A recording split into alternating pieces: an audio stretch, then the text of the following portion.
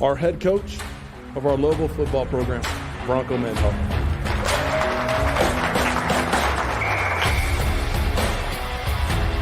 The details themselves with the right preparation can separate you from mediocre competitors that don't do that.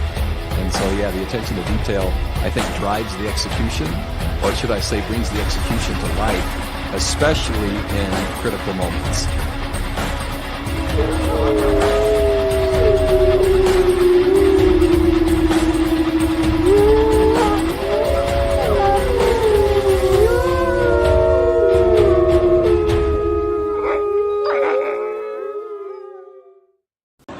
Ladies and gentlemen, from La Casa de los Lobos, the Pit, here at the University of New Mexico, let's get ready to rumble!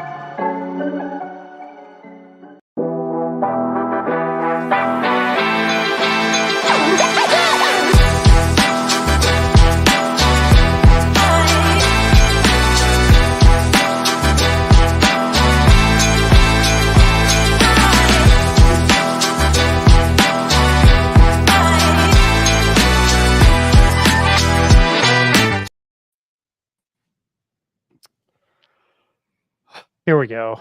I hope you can hear the triple A. Triple hey, I can't talk. I've lost my voice. My name's Ryan Tamori with Low Energy. This is the Pit Press Live. Sorry for the United Airlines delay there. We had technical issues on one of our ends. So, damn, my clocks are running fast again. About as fast as Matt Sluka. Ooh. LOL, mate. It must already be tomorrow then. And I'll get to that in a bit. Welcome to the Pit Press Live. A lot to get to today. Big, important show.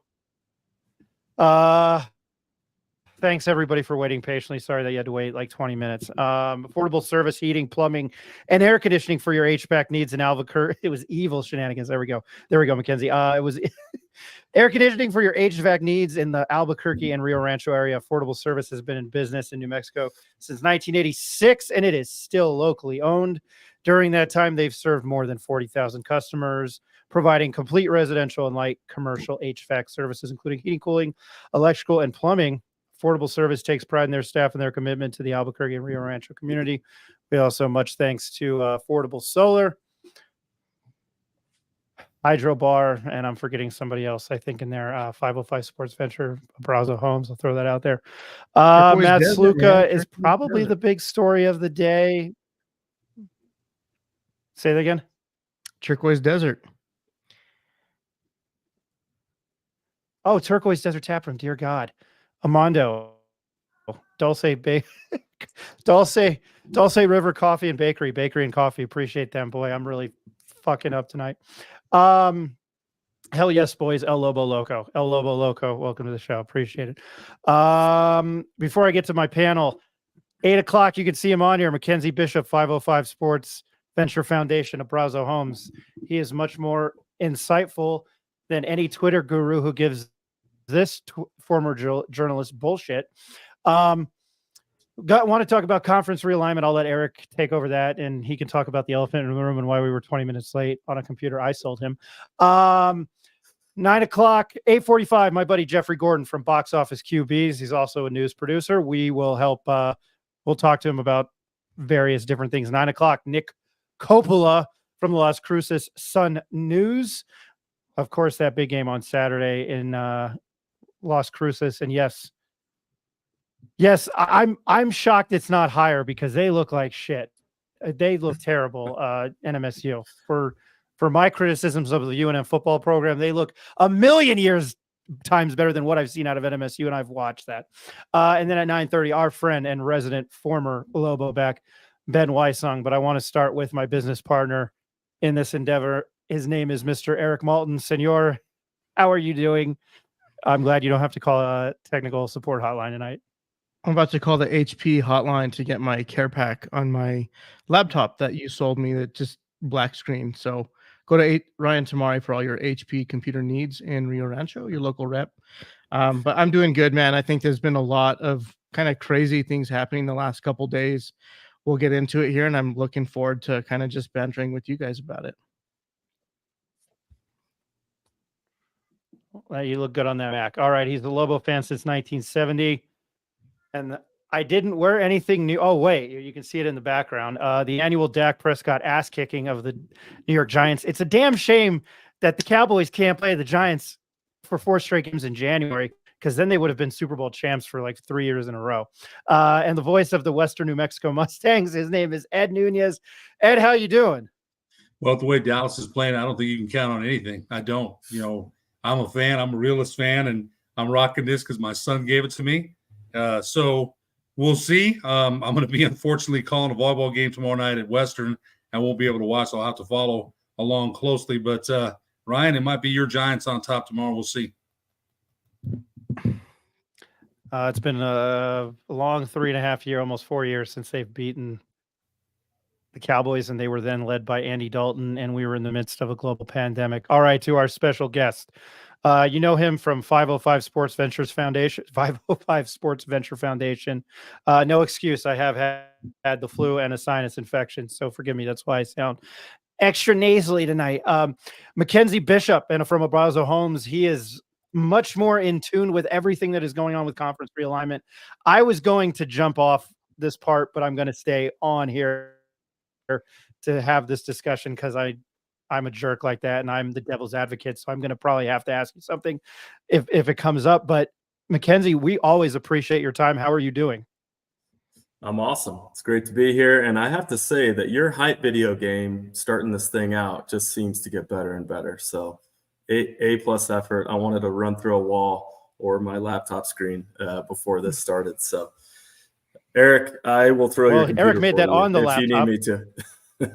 Yeah, I might need that. Yeah, I'm not going to say no to that, Mackenzie. So thanks again for joining, man. It's good to be here. Lots to talk about. He also made that video on his laptop that I sold him. All right. Eric, I'll throw it to you. This is your guest. I know it's been crazy, but I'm going to throw the first question out to you. And before we preface this show isn't all about me, even though I own the company. Mackenzie, have you ever seen Ghostbusters? The original Ghostbusters?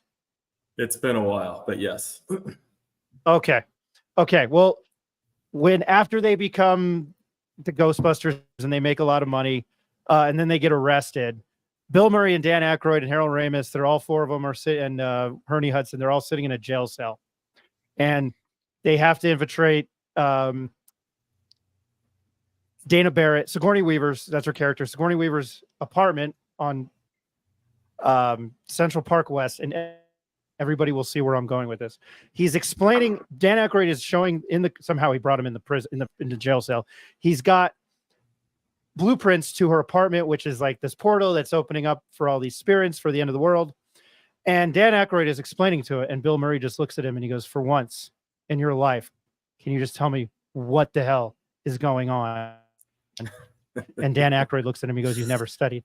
So I posed to you during this conversation about conference realignment. I don't understand it. Every morning I wake up now and I'm confused as all hell. So I will let Eric with the first question, but I just wanted to tell you, Mackenzie, just tell me what the hell is going on. All right, I'm going to throw it to Eric.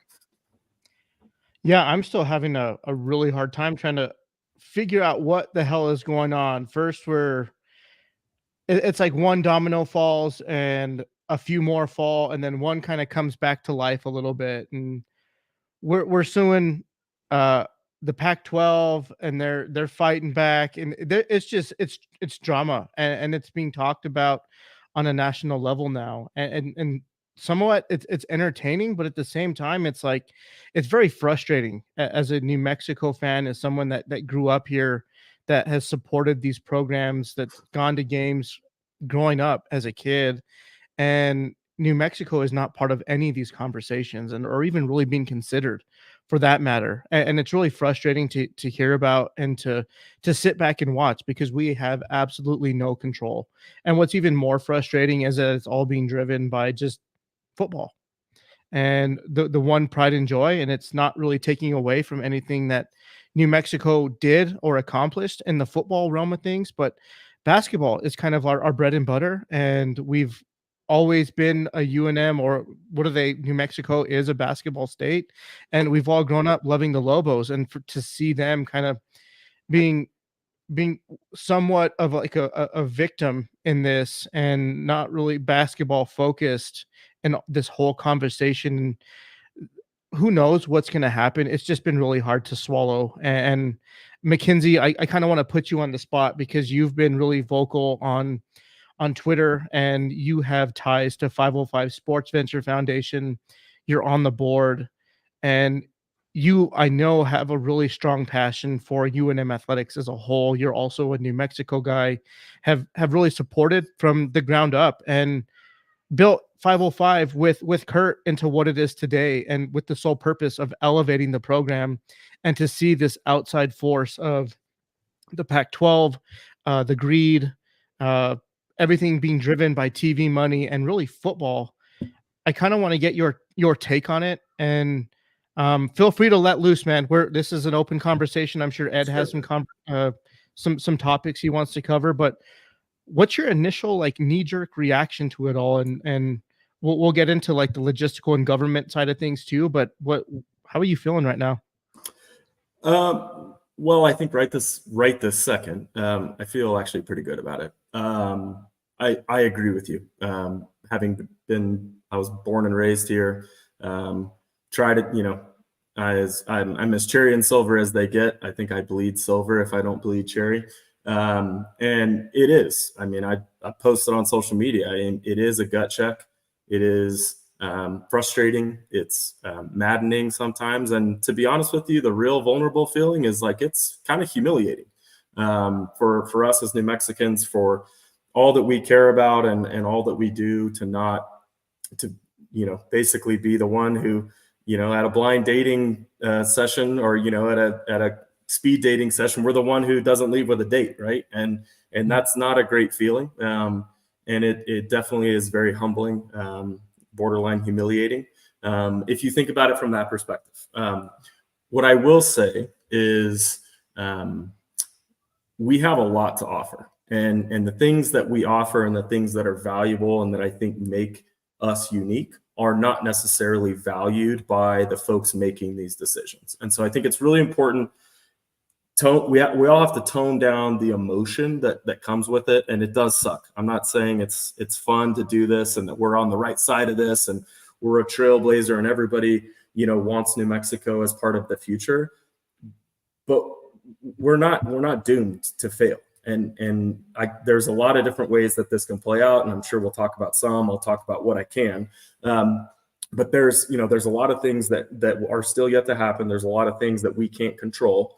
But what I will say, what we can control, with an asterisk, there's a lot of people that need to have a little bit of a wake-up call in the state of New Mexico.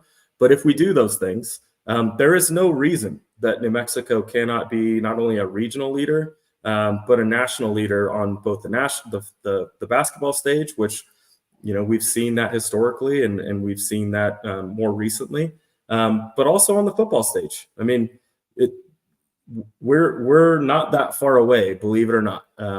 But we have certainly made some missteps in the last 15 to 20 years that have led us to where we are today. And so we have some catch up to do. So that, I don't know if that, you kind of threw it out to ask for just general sentiment. It is, by and large, conference realignment is all about the money. It is all about investment in people's programs, both at a global scale, but mostly in football. It has a little bit to do with football success, but most of that has to do with actual financial investment.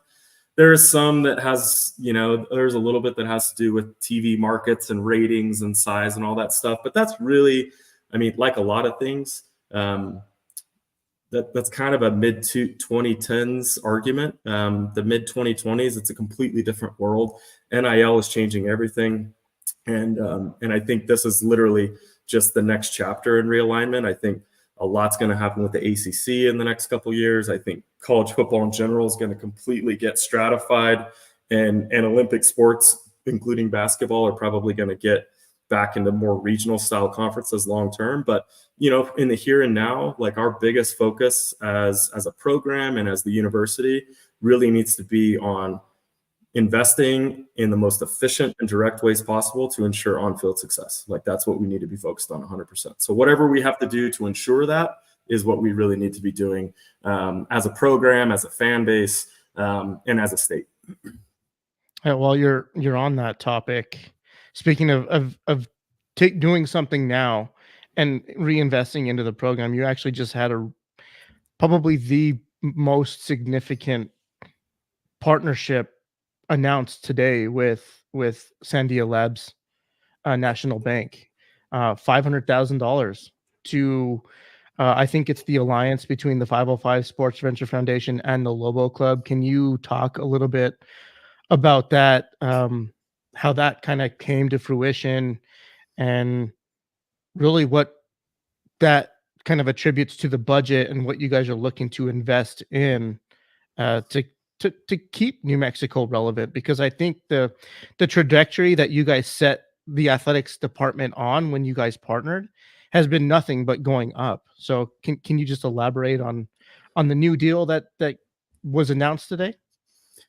Yeah, amazing announcement this week, today. It's been in the works for several weeks, if not maybe a month or two now. But Sandia National Labs, their federal credit union, they're a banking partner for us on the private side, but their leadership is all in on on not only the Lobos, but just the Albuquerque economy in general and the community in general.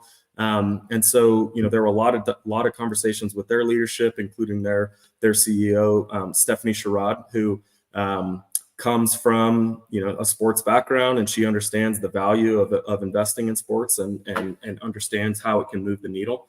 And so they came to us and came to the Lobo Athletics and said, hey, we want to do something, and we want to do something meaningful. And so we were excited to work with them and try to figure out how we could best deploy what they're doing. And it came at a time when, the Lobo Alliance has kind of been talked about a little bit, but I can talk about it a little bit more. One of the things that shifted last spring was with the ruling. There were a couple of rulings that happened, but by and large, when the University of Tennessee challenged some NCAA, the NCAA was trying to go after the University of Tennessee for some of the things that they were doing, and they challenged them in federal court. And the federal court filed injunctions and told the NCAA, you got to back down, you can't do this. And so what that did is that completely changed the game. And that happened just before March Madness and just before the transfer portal opened. And so what that paved the way for is it allowed schools to finally work truly in concert and do it in a way that wasn't breaking the rules with the collectives, and work more collaboratively, share resources as much as possible. And so the Lobo Alliance is, that started under former athletic director Eddie Nunez, and has really been championed by interim athletic director Dave Williams, as well as Jalen with the Lobo Club, Jalen Dominguez and his staff, in working directly, completely in concert with us on the 505 side to raise money and to do the things that we need to do to support, competitiveness and doing those things. And Sandia Labs saw what we were doing. The credit union saw what we were doing and really wanted to support us and springboard, really going after more corporate style partners and donors. We've really relied a lot on private donors up to this point. And so we're really excited about launching kind of a new chapter and really springboarding our corporate partnership side, which will help hopefully to continue to take us to the next level. No, I love it. I've actually went to school with Jalen at UNM. We graduated from the same master's program, the sport administration program. I know Ryan knows Dr. Barnes, and we're actually trying to effort him to bring him onto the podcast just to kind of promote the program a little bit, because it's a really cool, unique program, master's program that kind of dives into college athletics, high school athletics, administration, the sport entertainment industry, professional sports, how that all works. But you were talking more on the corporate funding side of things. There's just been a lot of stuff come across on Facebook, Twitter, social media on how do we get the government involved? How do we get government support? I know that there's been some bickering back and forth over the last, 20 years between UNM and New Mexico State and how much money each university is getting from the state. There's a surplus in oil money, etc.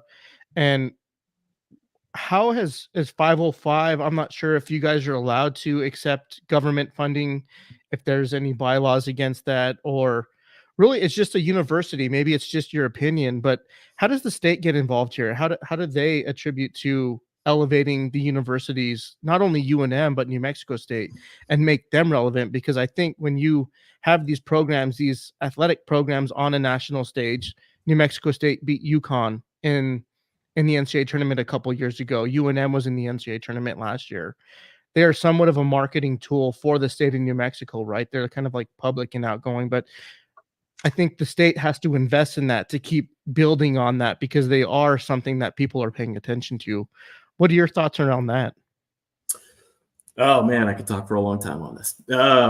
And honestly, it's a great time to be talking about it, especially with it's not part of what we're supposed to be talking about tonight, but it is completely related with the athletic director search, because obviously right now we have an interim athletic director, and so that search is ongoing, and that process is unfolding right now. But what I will say is, let me dispel the myth. The University of New Mexico and New Mexico State get the exact same amount of funding for athletics from the state. Like, it is exactly the same. So any differences that exist have to do with our television and conference revenue from NCAA tournaments type stuff, and also just donor activities. Now, talking more about the University of New Mexico, I'm on the Lobo Club board, and so this is a huge topic of conversation for me, and I've talked about it a lot on social media. The University of New Mexico right now, the way things work is it receives a lot of money from the Lobo Club. Lobo Club raises a lot of money, pays for all the athletic scholarships, and sends direct financial support to main campus, to the order of $5 to $7 million a year. It's a lot of money. That is very atypical. That doesn't happen at many schools, and it's definitely unprecedented in the Mountain West. Most schools, if you look at the data, most universities, Division I FBS schools, are sending between $5 and $10 million the other direction. Main campus actually subsidizes athletics. Sometimes it's upwards of $20 million, depending on the school, to support and offset, and subsidize the budget. Subsidy is probably the wrong word, but we're essentially operating in a $7 to $15 million hole, depending on how you look at it, with our competitors, not only in the Mountain West, but nationwide. I can tell you $7 to $15 million in our budget, if we added that to the athletic budget and we could reallocate fundraising activities more towards NIL and more towards things that actually, grow the pot and make our programs better, we would be atop the Mountain West from an investment standpoint and from an overall budget standpoint. One of the reasons that we are not being considered in the Pac-12 as one of the leaders is our overall athletic budget. It's just much smaller, and it's much smaller because we're sending $7 million to main campus every year instead of receiving 5 to 10 like most of the other schools in the league do.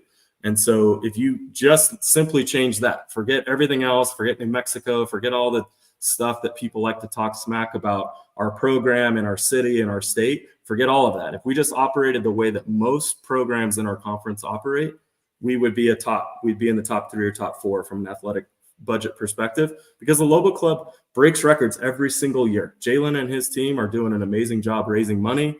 The NIL collective, like, we raise more money than anybody else in the conference.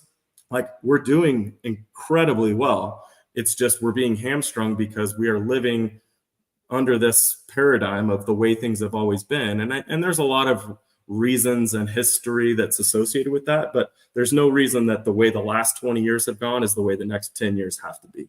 And so I think right now with the athletic director search, a lot of this, never squander a good crisis. I think what this crisis has done and what's going on with realignment is it's shown a light on a huge Achilles heel for us as an athletic department and as a program. And I think, there's a lot of positives that could come from this, because we can finally start having some of the hard conversations and get real with where we need to be competitive. I think it's interesting what you said about what you just said. I don't know about, the money going to the main university. I don't know that anybody knows that. And the good news is, you said the NIL's done a great, the Lobo Club, NIL's done a great money of raising more money than anybody in the conference. And those are things that are key. I remember I was talking to a friend of mine, Freddie Trujillo. His son, Nick, is the wide receiver on the Lobo football team. And we talked about it. He said, look, we got to wait until the dust settles. The dust will settle. But, Eric and, we've got a group text going. So every day that I see something, I'm getting a little bit more nervous. And Eric, he said, he put it out, he's been a Lobo fan. Heck, I told you, I've been a Lobo fan since 70, man. Goes back to the WAC, BYU, Utah, Wyoming, UTEP, some great rivalries there, and then the Mountain West. So it's like musical chairs. Will New Mexico have a place to sit when all the music stops? Now, your optimism says a lot to me. That things have to change. It's a wake-up call, you said, for the state, where sports and it's a good thing you said that about New Mexico State. The funding is equal. Maybe a lot of people didn't know that, but I think I'm after hearing you talk, I'm a little bit more optimistic about where things will be once the dust has all settled, and it'll still be in a place where New Mexico can be competitive, still attract those athletes, and still, the New Mexico basketball program they haven't won anything since 2014, right? 2024, they get a Mountain West championship. Got a good team coming back, excitement around the program. Coach Mendenhall, it started out slow, but, we expect maybe some good things down the way from him. So what you're saying is, hey, calm down, relax. There's some things working behind the scenes that may put New Mexico in that place where we all want to see them. Yeah, I mean, I think you you hit the nail on the head. And emotionally, we all want to feel like, the hot date who gets asked on the next date, right? Like we all want to be the first ones invited to the Pac-12, but the reality is we're not. And the sooner we come to grips with that, the sooner that we embrace, like, hey, and put a chip on our shoulder and say, hey, like, they're not going to do that, so let's do it our own way. We've always done things differently in New Mexico, and why would this be any different? And so I think it's really important that we embrace what's possible and not really think about the constraints, because at the end of the day, if we take a step back, right? If we take a step back and say, do we want to go in and be the 9th or 10th option into the Pac-12, take fractional revenue shares, pay these exit fees? Do we want to do all this stuff and then have to kiss the ring the whole time and feel like we're not wanted? Like, don't think that this is going to stop, right? Like, if we happen to get in, we're going to be the last option, and they're going to treat us like that the whole time. And we're always going to be operating at a deficit. Or we can embrace and be like, hey, like, it's not perfect, but this is all. We also have to understand this isn't the end game. If the next 2 or 3 years, we're in the Mountain West with all these guys for the next 2 seasons. It is what it is. But beyond that, years 3 through 5, if we are functioning in a conference where we are the main squeeze, we are the top program, we are the best funded program, we can continue to keep our coaches, we can schedule out a conference, we can make runs and attract good players, which I still believe that we can do. The whole mantra of like, you got to be in a good conference to keep your coach and to keep players. It doesn't matter. NIL completely evens that playing field. It's a completely different animal. So you can compete in different ways. We can play crazy out of conference schedules, And if we can get that investment, huge asterisk there. But if we can get the state aligned on what we're trying to do, both us and also New Mexico State, to be honest with you, like we really need to embrace each other in this if we really want to go where we want to go.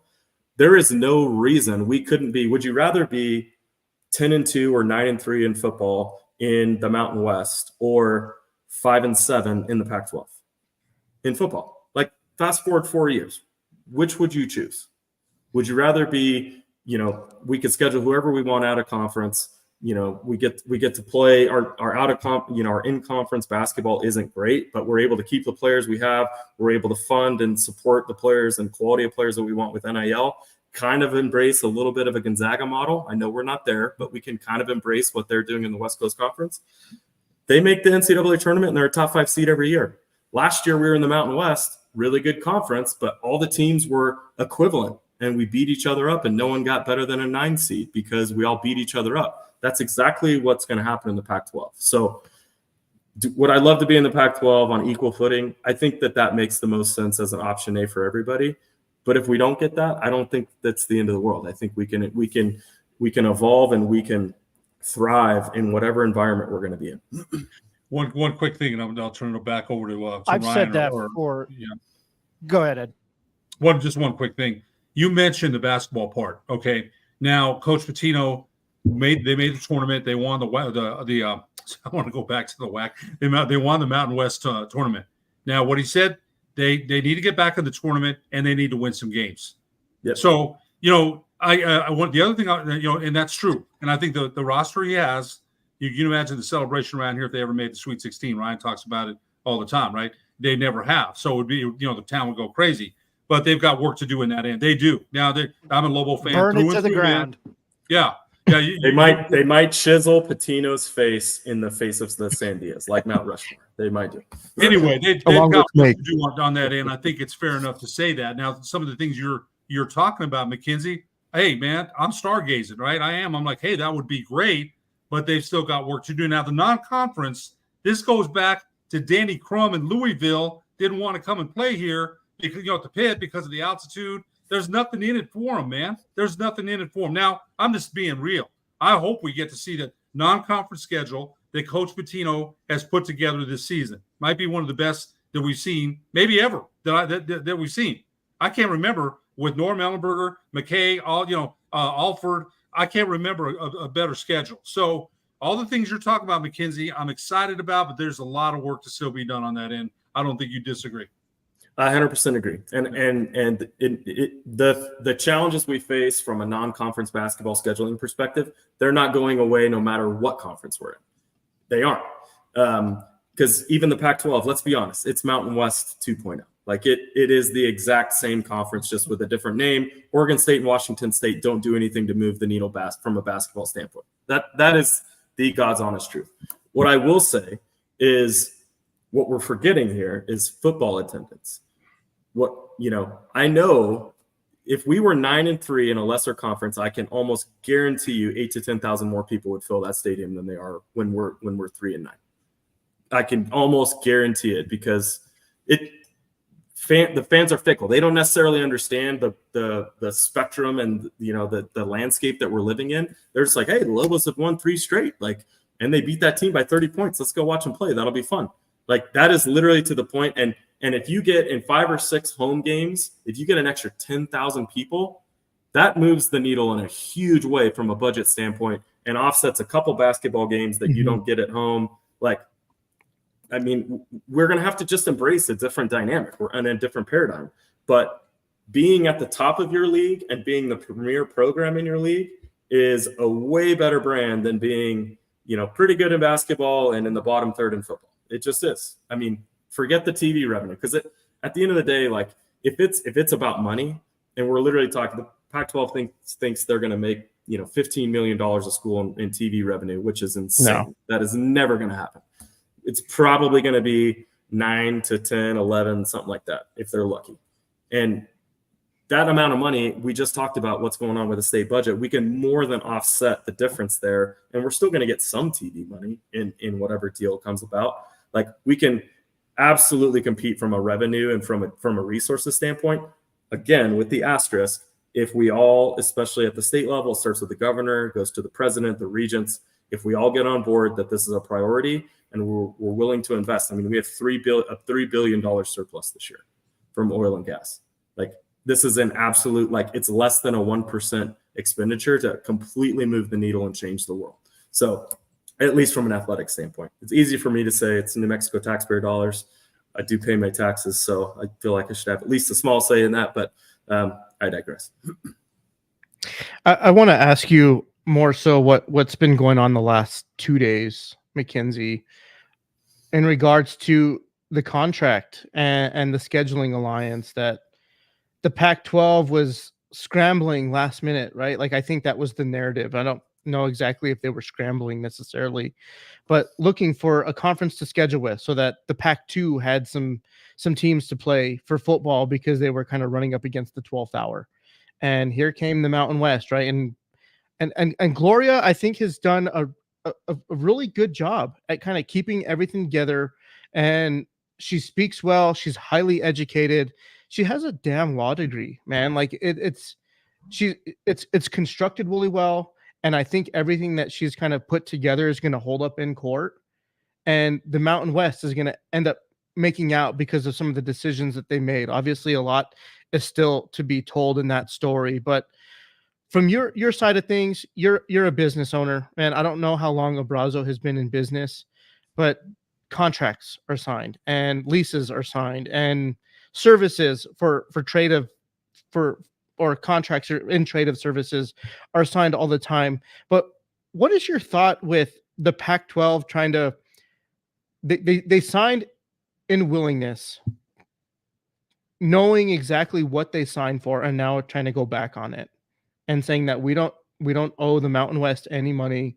There's antitrust laws in here that are restricting us from being able to do what we want to do. What's your opinion on it? And then what's your business perspective on it?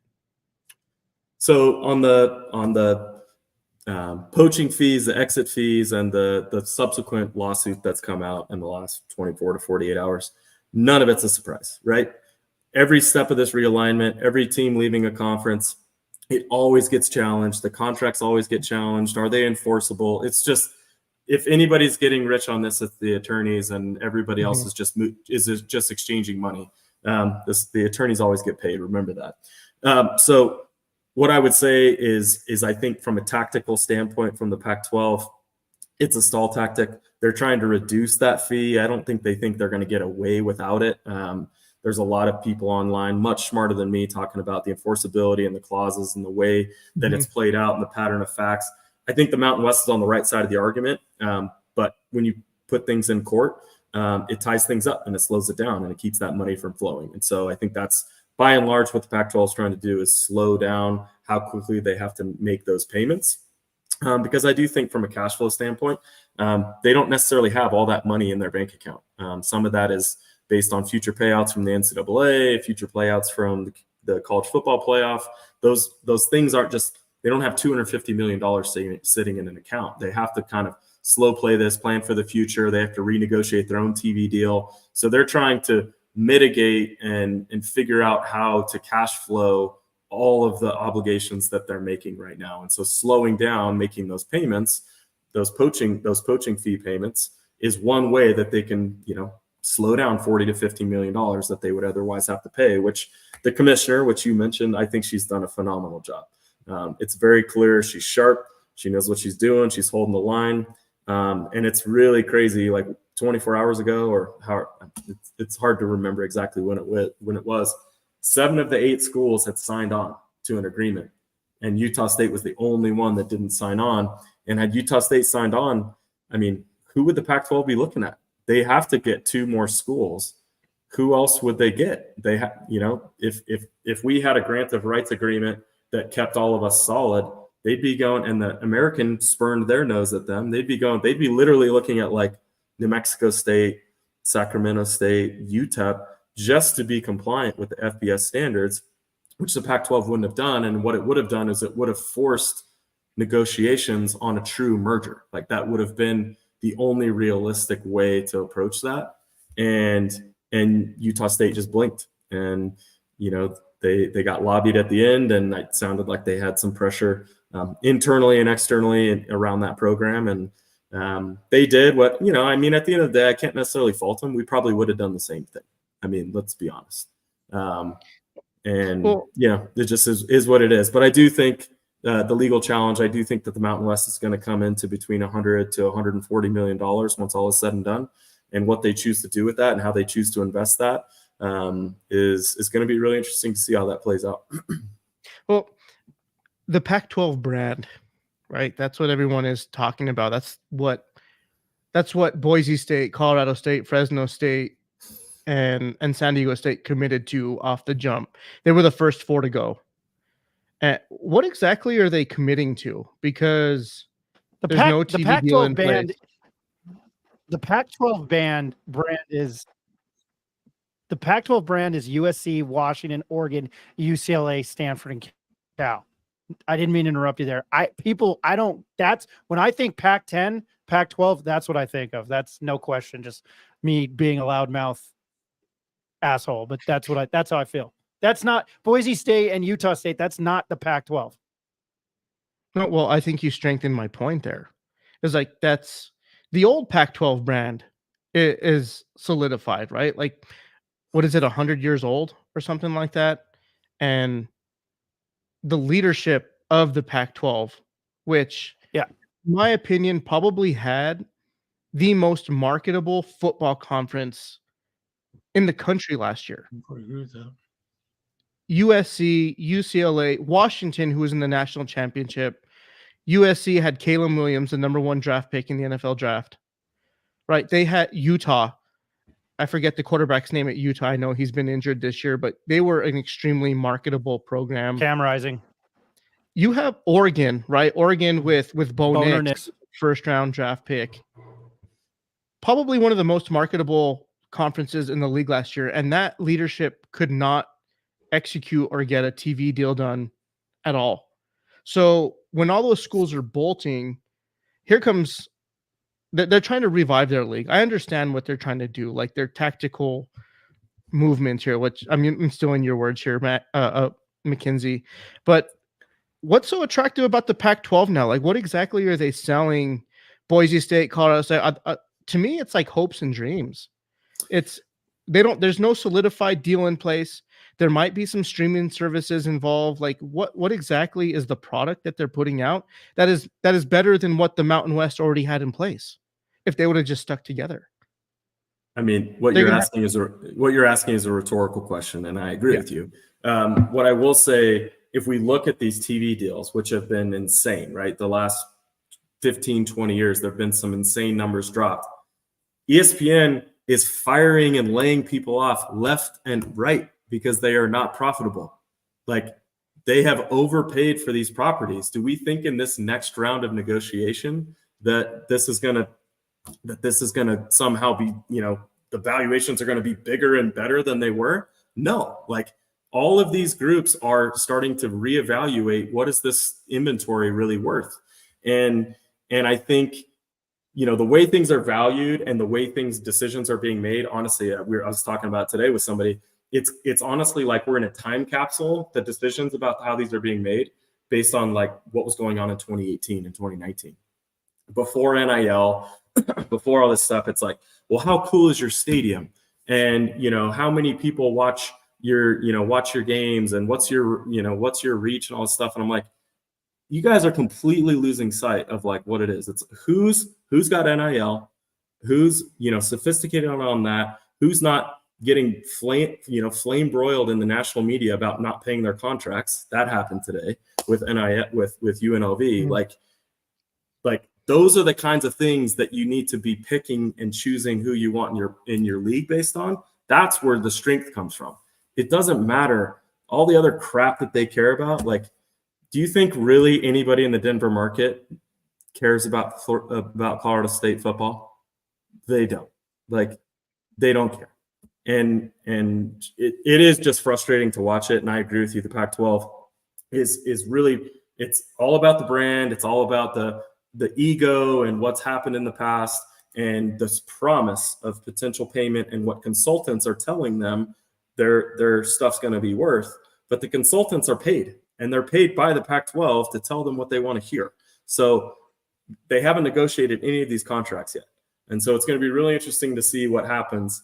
And I would much rather, if we say we're going to get $120 million over a 3-year period that we get to reinvest in our program, but it's a guarantee, and we can add that on top of TV. And then if we can use this wake-up call to get the state aligned with what we want to do, like we could be talking about our own $10 to $12 million windfall, and it's guaranteed. We don't need to wait on Fox Sports or ESPN to negotiate it, and we're not begging for a proportionate share from Oregon State and Washington State who for some reason think that they're holier than thou and should be able to make decisions on who gets to survive and be an FBS team and who doesn't. Like, to hell with that. Like, I'm like almost to the point where I'd almost rather not go. And that shift has really happened for me in the last 24 to 48 hours. But like, it's all about how do we control our own destiny? And it all comes back to investment. Let's rally the crew. Let's circle the wagons, and let's be the best we possibly can and go kick people's asses. Yeah, I love it. No, I think they're in good position.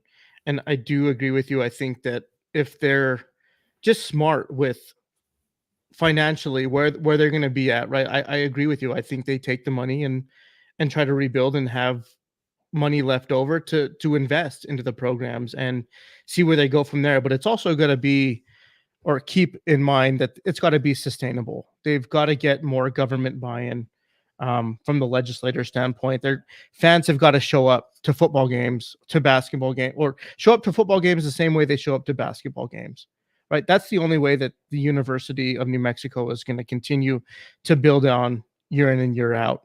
But before we run out of time, Mackenzie, I don't want to take up too much more of your time. I really appreciate having you on. I do want to get your take on the whole Matt Sluka thing at UNLV.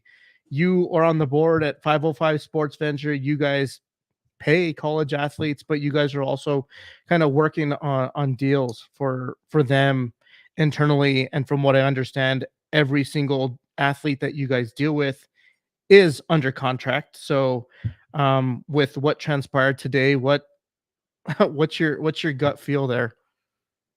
Oh man, it's like, wake up in cold sweats, and it's NIL worst nightmare, and it's playing out on a national stage. And UNLV is just, I feel really bad for them.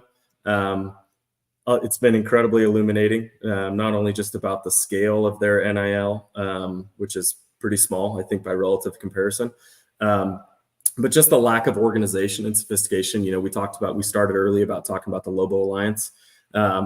We are so many light years ahead of where most of our competitors in the conference are. And this is what it comes back to me, is like, UNLV is the premier brand because they're in Vegas, but I'm like, they are so many steps behind in terms of being at the cutting edge of being exceptional in collegiate athletics at this level. I feel really bad for them. It sucks. Those verbal promises, I know everybody's like, oh, it wasn't in writing. Those verbal promises probably did get made, and he probably decided to go to UNLV based on some loose expectation. Whether that's going to be enforceable or not is up for debate, but it doesn't matter. It doesn't even matter who's right or wrong now, because he's been, the quarterback, I feel bad for him that he's been getting kind of dragged through the mud on it. I think the way he went about it he could have done some things differently, but I also think just the way that they structured it. And to be honest with you, $3,000 a month for a Division I quarterback, that's not going to cut it. That's not the going rate. And I'm sure he's gotten calls from other universities, whether they're supposed to do that or not, that are telling him what he is worth. And he's probably like, yeah, I don't want to waste a year of eligibility.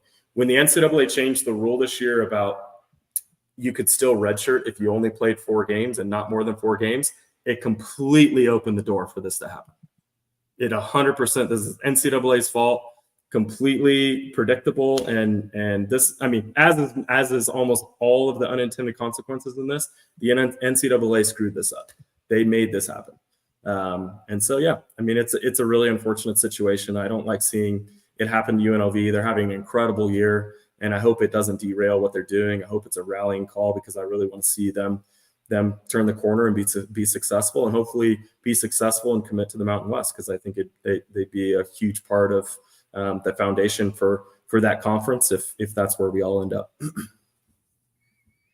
Yeah, really unfortunate on how that all came out, but I agree with you. I think having UNLV staying with the Mountain West, the UNLV brand is strong. It has a really strong history as well, and there's always been that rivalry, right? Especially in basketball. But if somehow UNM football can kind of build themselves up and that turns into another football rivalry, I'm all for it, man. I really appreciate what you and 505 are doing. I appreciate you coming onto the podcast. I think or the live stream, I should say, but you've come on, geez, at least 4 or 5 times now. So we always appreciate your time. For some of our viewers and listeners, Mackenzie, can you just let some people know how to get involved and what you guys can offer to the fan, and not necessarily what they contribute to, but what are they getting out of it? And I guess you can go ahead and plug what you guys got kind of up and coming.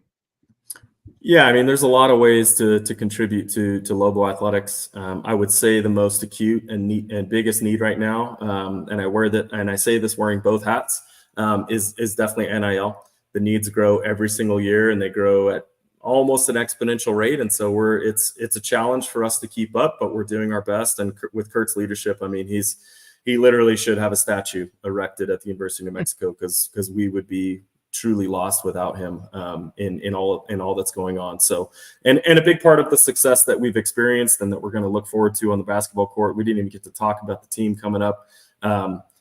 You are going to notice a significant difference in the roster this year if you haven't had a chance to see them yet. But I would just say that, the best way to give, 505sports.org. Give at any rate that you can, contribute, support our student athletes. It's about recruitment, retention. And right now it's all about retention. We have a couple of guys, Donovan Dent, bringing him back was a huge win for us. I know we missed out on JT Toppin, but bringing a guy back of Donovan Dent's caliber, he's made a huge step over the summer. And our ability to keep him at a group of 5 school is remarkable and truly a testament. It wouldn't have happened without 505. And as we look forward to next year with football, I think, our ability to really make that step in the second half of the season, but especially next year, as we continue to fill out the roster and improve our depth, it's all going to be, I hate to say it's all about Devin. I know Coach Weissong is going to be on here later too, but those key position players, keeping those guys around and keeping those guys in cherry and silver and keeping that continuity, especially on offense and at those key defensive positions, man, it's crucially important. So the football needs are only going to grow as we continue to support Bronco and what he's doing. And that's going to directly, there is no more efficient way to create instantaneous and quick success on the field than supporting NIL. So 505sports.org, however much you can support. If you already support, consider increasing your support if you can to support football and the growing needs there. We'd really appreciate it. It helps move the needle. And we have one employee, one part-time employee, and the rest of us are all volunteers. So damn near every dollar that goes into the organization goes to the student athletes. So love it. Quickly, before I kick you off here, touching on basketball, I was at the open practice yesterday. The length is real. They're going to be much bigger than last year. I posted a video to our Twitter page. CJ Noland is a legit 3-point threat, something that the Lobos did not have last year. I think he's going to be a really nice off guard for Donovan Dent, just a really consistent shooter. Shot 38% on the season. Philip, you got to help me with his last name. Barichinen? I just say Philip. Philip or he's gonna become everybody's favorite. There's going to be a lot of other favorites. Borovicinen. Patino. Philip is a baller. Antetokounmpo, Tonga Vailoa. 6'9". He's a legit 6'9", 6'8", 6'9". And Patino dubbed the questions at the press conference. He's going to play the 1 to the 3. He doesn't want him to play the 4 or the 5. He's not built like that, but he's a really good passer. Plays well within the system that he's kind of already been playing, because UNM kind of plays a similar system to Arizona. So I think he kind of already understands the dynamics of it all. So having him out there, and then I think a lot of people are really high on True Washington and him making that freshman leap to sophomore year. The same with Applehands. I think he looked really good. His jump shot is super smooth. I think he just needs more minutes on the floor, right? Just to kind of get into the pace and rhythm of the game. It's a little bit faster, something that he hasn't really been acclimated to. He had a shortened season last year. And then Milicevic, that guy's a monster. You like True I don't think freshman, he's being biggest guy talked on the about team. enough, literally. But he stretches the floor. He shoots it like a 3 does. So just your thoughts. I mean, that's kind of what I observed yesterday. I've kind of been paying close attention, but you probably see the team a little bit more than we do because you have special access. But before we move on to commercial break, can you just touch on basketball a little bit? Yeah, at a high level, you hit a lot of the highlights. They are much bigger, not only just in height, but just they all everyone was here all summer. Everyone worked out. Strength and conditioning was a huge, huge point of emphasis over the summer. So, when we go up against a school like Clemson and we get pushed around, and really the only person who can hold their own on that floor was Nelly, that's not going to be an issue this year. Our starting 3 last year was 5'11". Our starting 3 this year, I mean, Patino's not going to say who the starting 3 are or the starting 5, but our starting 3 is going to be 6'8", 6'9", and big. So just size is going to be a huge, huge change. Rebounding, defense is not going to be the liability that it's been. It's really going to come down to, can we score? Can we shoot from the perimeter? And if we're able to do that, we could be scary good. Patino has by far his deepest roster. Looking forward to it. They have a lot of challenges early. Non-conference schedule is a gauntlet. Some are saying the hardest schedule we've ever had. And it totally could end up being that. But I think if there's a roster that we've had that's up to that challenge, he certainly has it. So all eyes are going to be on the Pit this summer or this winter. It could be a lot of fun. Yeah. Well, thanks again for coming on, Ryan. I'll kick it over to you. That's Mackenzie Bishop from 505 Sports Venture Foundation. Mackenzie, I appreciate your insight. Thank you so much. Quick commercial break because I'm running like 35 minutes behind schedule tonight, so I got to keep this thing moving on because I might drop dead with my flu. Mackenzie, I appreciate it. We'll talk to you probably right before basketball season starts. I will be at the UCLA game. I will be at the St. John's game because that's my that's the mother country. So Mackenzie, thank you very much for joining us. My name's Ryan Tamori. This is the Pit Press Live.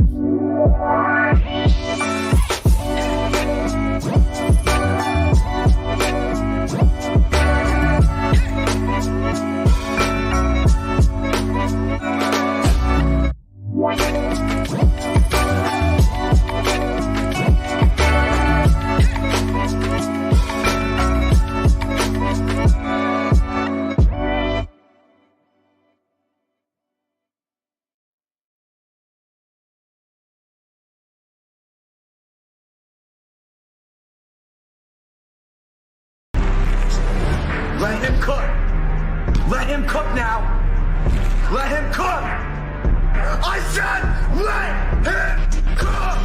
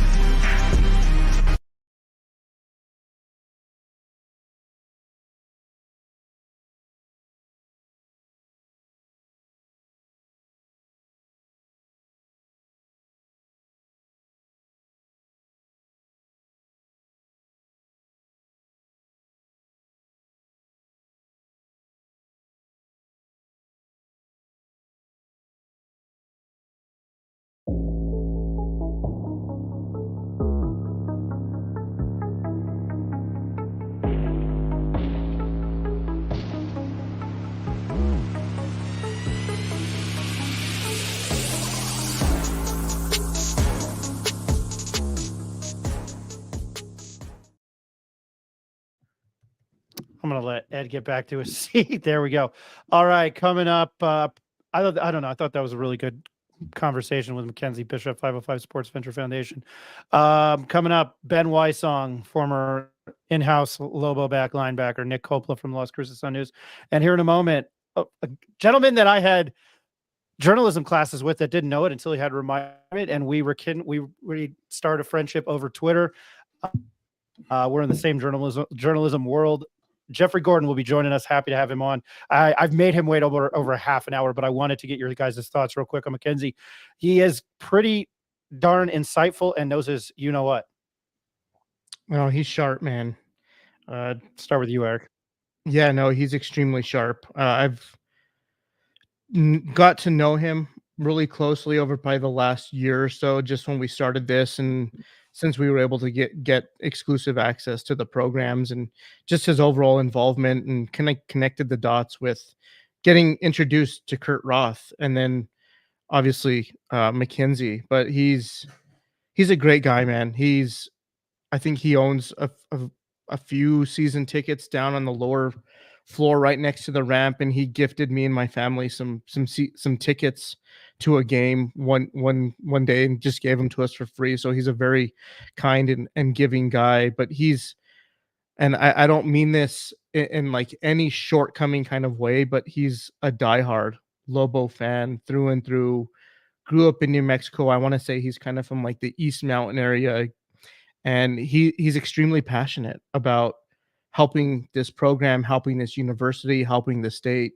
He built Abrazo Homes, him and his business partner, who I've never met, but they built that from the ground up, and it's a really well put together business. It's local, and he's kind of the epitome of what it means to be a local business entrepreneur, but someone that's also very giving back to the community and helping kind of do things for the university. He did mention that they have one paid employee at 505 Sports Venture Foundation, and for the amount of time and effort and thought process that kind of goes into developing that. I mean, dude, they just got a $500,000 commitment from Sandia Lab Credit Union. That's not any light change being thrown around, and they are taking zero of it from like a payment perspective on salary. So it kind of just shows the kind of person he is, the kind of person that Kurt is. I think Kurt moved to New Mexico from where you're from, New Jersey, New York, and fell in love with the program, fell in love with the pit, fell in love with the Lobos, and wanted to do better. And so they've committed to doing that. And I think that they kind of understand where you and I, and even Ed, Nick, Neff, Rick, where we come from when we started developing this show, this platform, on kind of the grounds that this idea was kind of born off of. So we connect on the love for UNM, for the love of New Mexico. And I appreciate him coming on and being able to share the level of insight that he does without giving away all the secrets. But I always love having the conversation with him, and he's a really bright guy.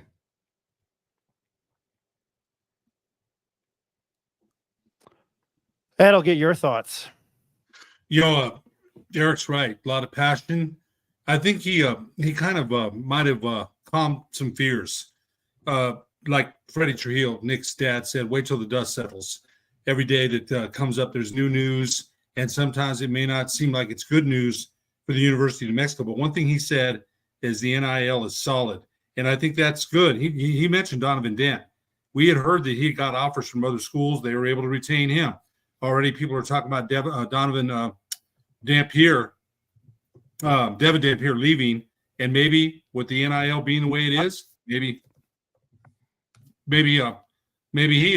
he stays.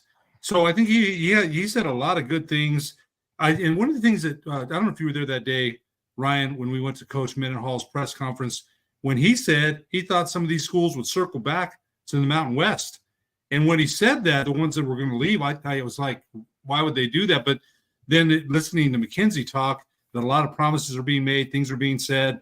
And so you never know. Maybe things look so good now, but aren't as good as they seem. So I think he's right about a lot of things about we don't want to be in the conference as the considered the weak sister or whatever. And, just there to take up space. So I think I'm anxious to see what's going to happen with UNM. I really am. But I think in listening to him, well, here's the other thing, though. I got to say this. Government, state money. Now, it sounds good, but I think we all know how politics sometimes work in this state. We know how things work. It sounds good. Now, they've got a surplus. How many billion, right? 3.5 billion with oil and gas. They've got a surplus. Now, it's I don't know how people would feel giving money to the athletic department. I don't know. I mean, I don't know. But we know how politics work. But I think, again, he laid out a lot of good things. And I think, at least for me, kind of calmed some anxiety I might have had as far as opening the paper, like what's next? Where is UNM going to land? And after listening to him and talk about the NIL and what a good job they've done here, I feel a lot better about it. And I think UNM will be in a good place when it's all said and done. Remember, though, a lot of things he mentioned have to come together. UNM has to get better in football. That's, a couple years down the way. Continue to be good in basketball and continue along the ways of the NIL. The NIL blew me away that we've raised more money in the conference than any other team.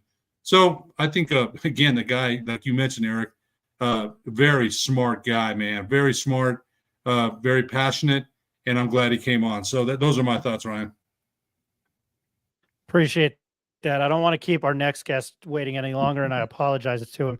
You can find him on Box Office QBs, and you can find him on Twitter at Box Office QBs, and you can find him on Twitter at Notorious JMFG. His name, and do not confuse him with the NASCAR driver. He's going to be pissed that I said that. His name is Jeffrey Gordon. Jeff, how you doing? What's up, guys? Happy to finally be on. Damn it, Ryan, you said 8:45. No, We got a little carried away. I just watched the clock tick, and I was like, everybody's gonna fucking hate me. I met you over Twitter, but apparently we had journalism classes at the wonderful C&J department at UNM, and we kind of grew a friendship over the last 2 or 3 years on Twitter, and then we exchanged contact information, and here we are.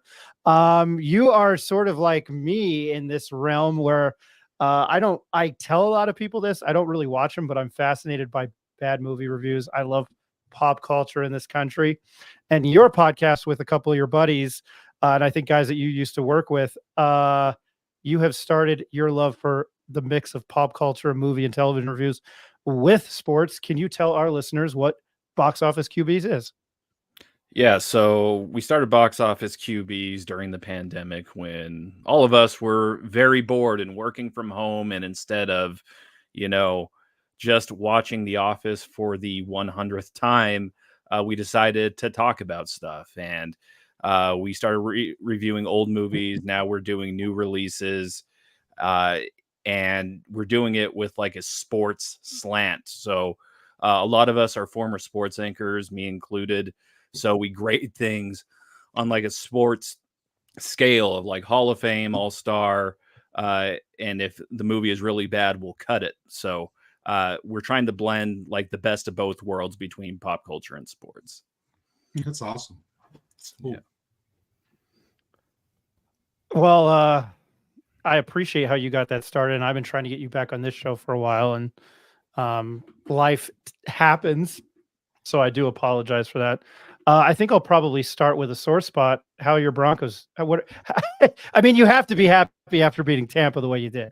Things are a lot better than they were 2 weeks ago when we scored 6 points against the Steelers. I thought the sky was falling, and things are a lot better. I think we just needed to open up the playbook for Bo Nix because Sean Payton, in a way, was kind of treating it with kid gloves, maybe the first 2 games, and you really just got to let him throw more than 5 yards down the field and let him get comfortable. So I am more optimistic than I was a week ago, that's for sure.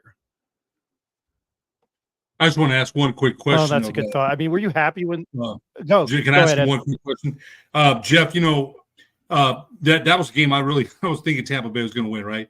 Now, now you mentioned Sean Payton kind of playing Bo Nix with some handcuffs. Schemes make a big difference, big time. They really do. Coaching makes a big difference. What do you think the difference was on Sunday? Because they beat them pretty good. and Baker Mayfield had been playing pretty well going back to last season. What was the difference on Sunday that you thought with Denver? Honestly, like our defense really clamped down, and I think our defense has been underrated all year as is. Like we have the best cornerback in the league in Patrick Surtain. Riley Moss on the other side is not bad himself. Like if you look at the Pro Football Focus stats, we're ranking pretty high up there when it comes to locking down top receivers. You saw what DK Metcalf has been doing the past 2 weeks. First week against Surtain, it was like 3 catches for like 20 something yards.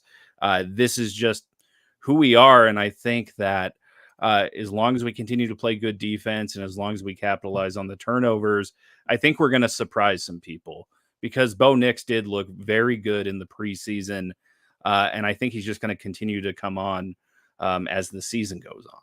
Real quick, one more question. I'll turn it back over to Ryan now. Now, it's early. Now, and Bo Nix did look good Sunday. For Denver, they've been waiting a long time. Now, I've argued, I'm a Dallas fan, and people want to get rid of Dak, and I get that, but it's like you know how long it takes to get a good quarterback. You've watched Denver for a long time. Now, 2 games, he didn't look so good. He looked very good Sunday. What's your impressions about him so far? So we just need to take the time and develop a quarterback. That's kind of the thing with Denver fans. We're very impatient because we've lucked out 2 times, got John Elway, traded for him to get him from the Colts way back in '83. And then you get Peyton Manning. So after we got Peyton Manning for 4 years, we thought that we could just plug in any quarterback and then go from there. Joe Flacco, Trevor Siemian, Drew Lock, Teddy Bridgewater, like the list goes on and on and on. I think if we have the time to develop this guy, we got to stay patient. We might not win a lot of games, but in the long run, I think that, this is the best path forward for this franchise for sure.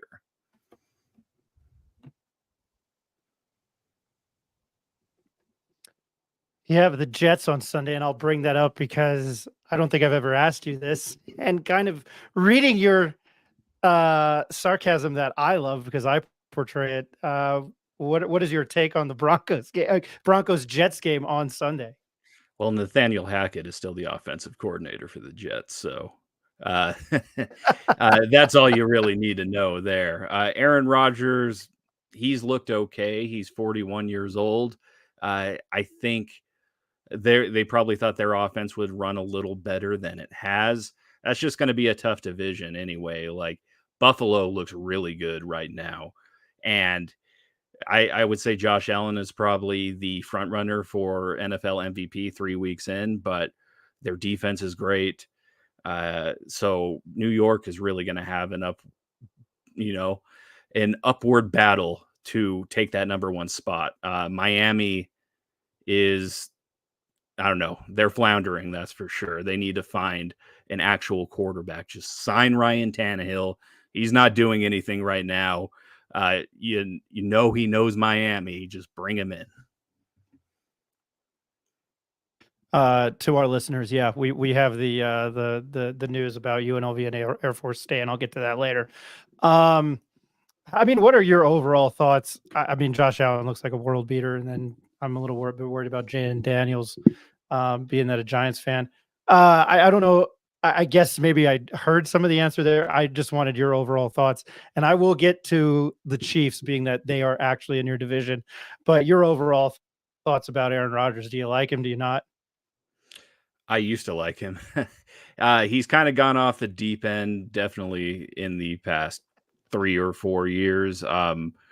McAfee, is he still having him on every single week? I don't know, but it's wild what he gets away with on ESPN. I'm not really a fan. He almost came to Denver, so that was part of the plan to get Nathaniel Hackett and get Aaron Rodgers to Denver. So who knows? It's like a multiverse of what could happen if Aaron Rodgers went to Denver instead of Russell Wilson.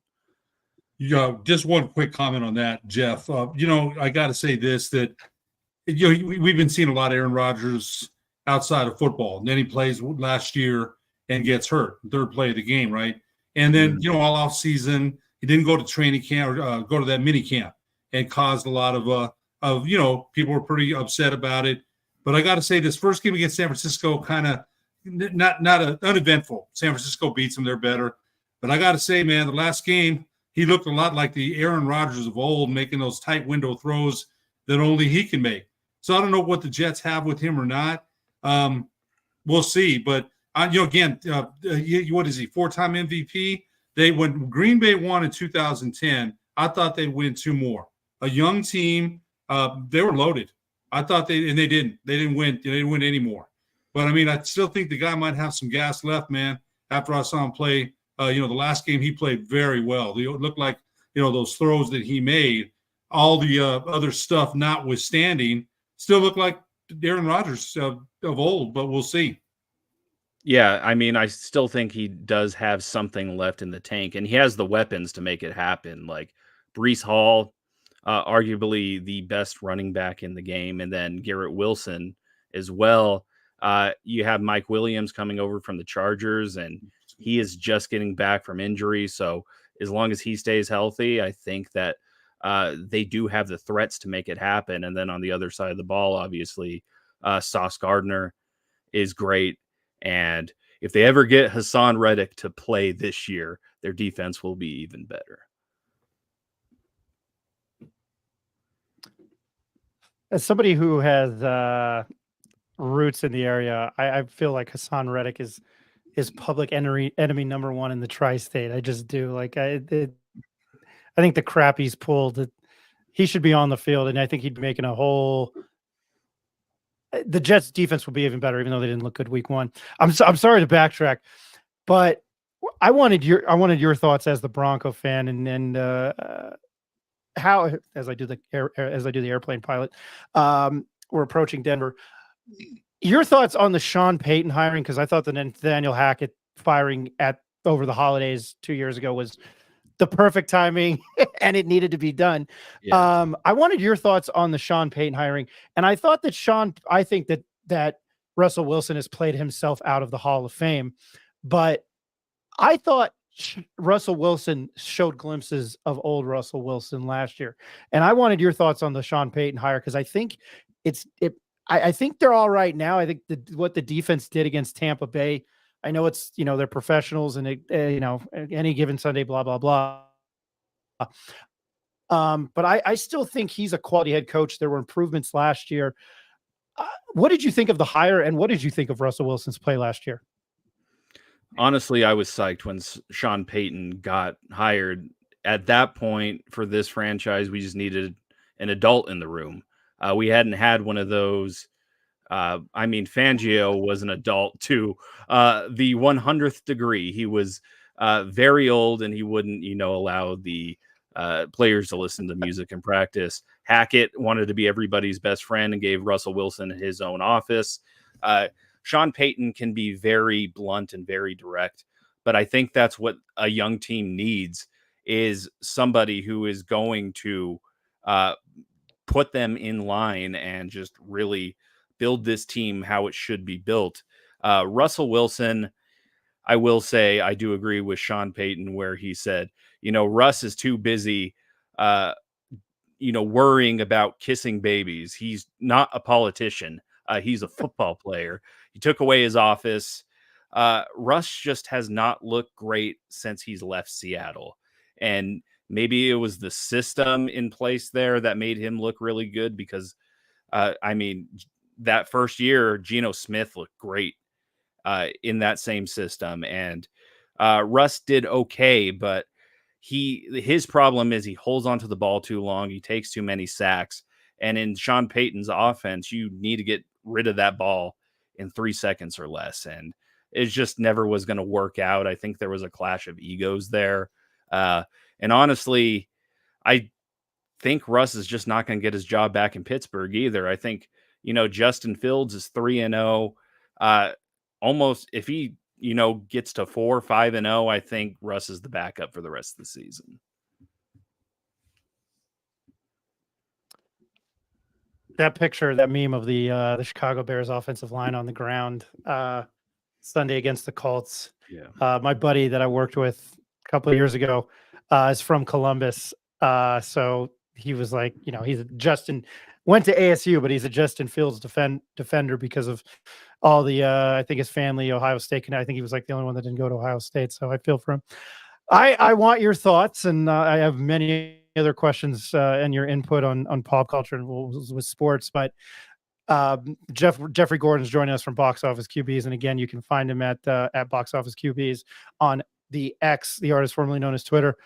Does it just pain you that the Chiefs keep winning? Do you actually appreciate it? Because I'm a weirdo and I defend Jalen Hurts, but I wanted your thoughts on the Chiefs' start to the season, and I think that they can repeat, but I'm probably going to be full of shit here in about 3 months. It's definitely annoying.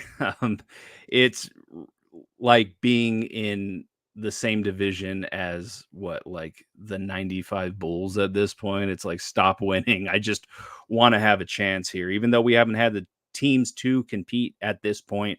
I've always liked Patrick Mahomes, though. When I was a sports reporter in Texas, I covered tech. So I've interviewed him a few times, and he was a really cool guy. So even though he did go to the Chiefs, I was, kind of happy that he's had the career that he's had. But I think we're in trouble for a while because Pat's not even 30 years old yet. He's going to be playing for another 10 years. So that's why developing Bo Nix and getting the quarterback of the future is so important here, because you got to keep up and you got to match firepower with firepower. I think the other thing with Kansas City is, Mahomes, Andy Reid is such a great play caller. He's one of the best in the game, and he puts Mahomes in that Kansas. He's got weapons.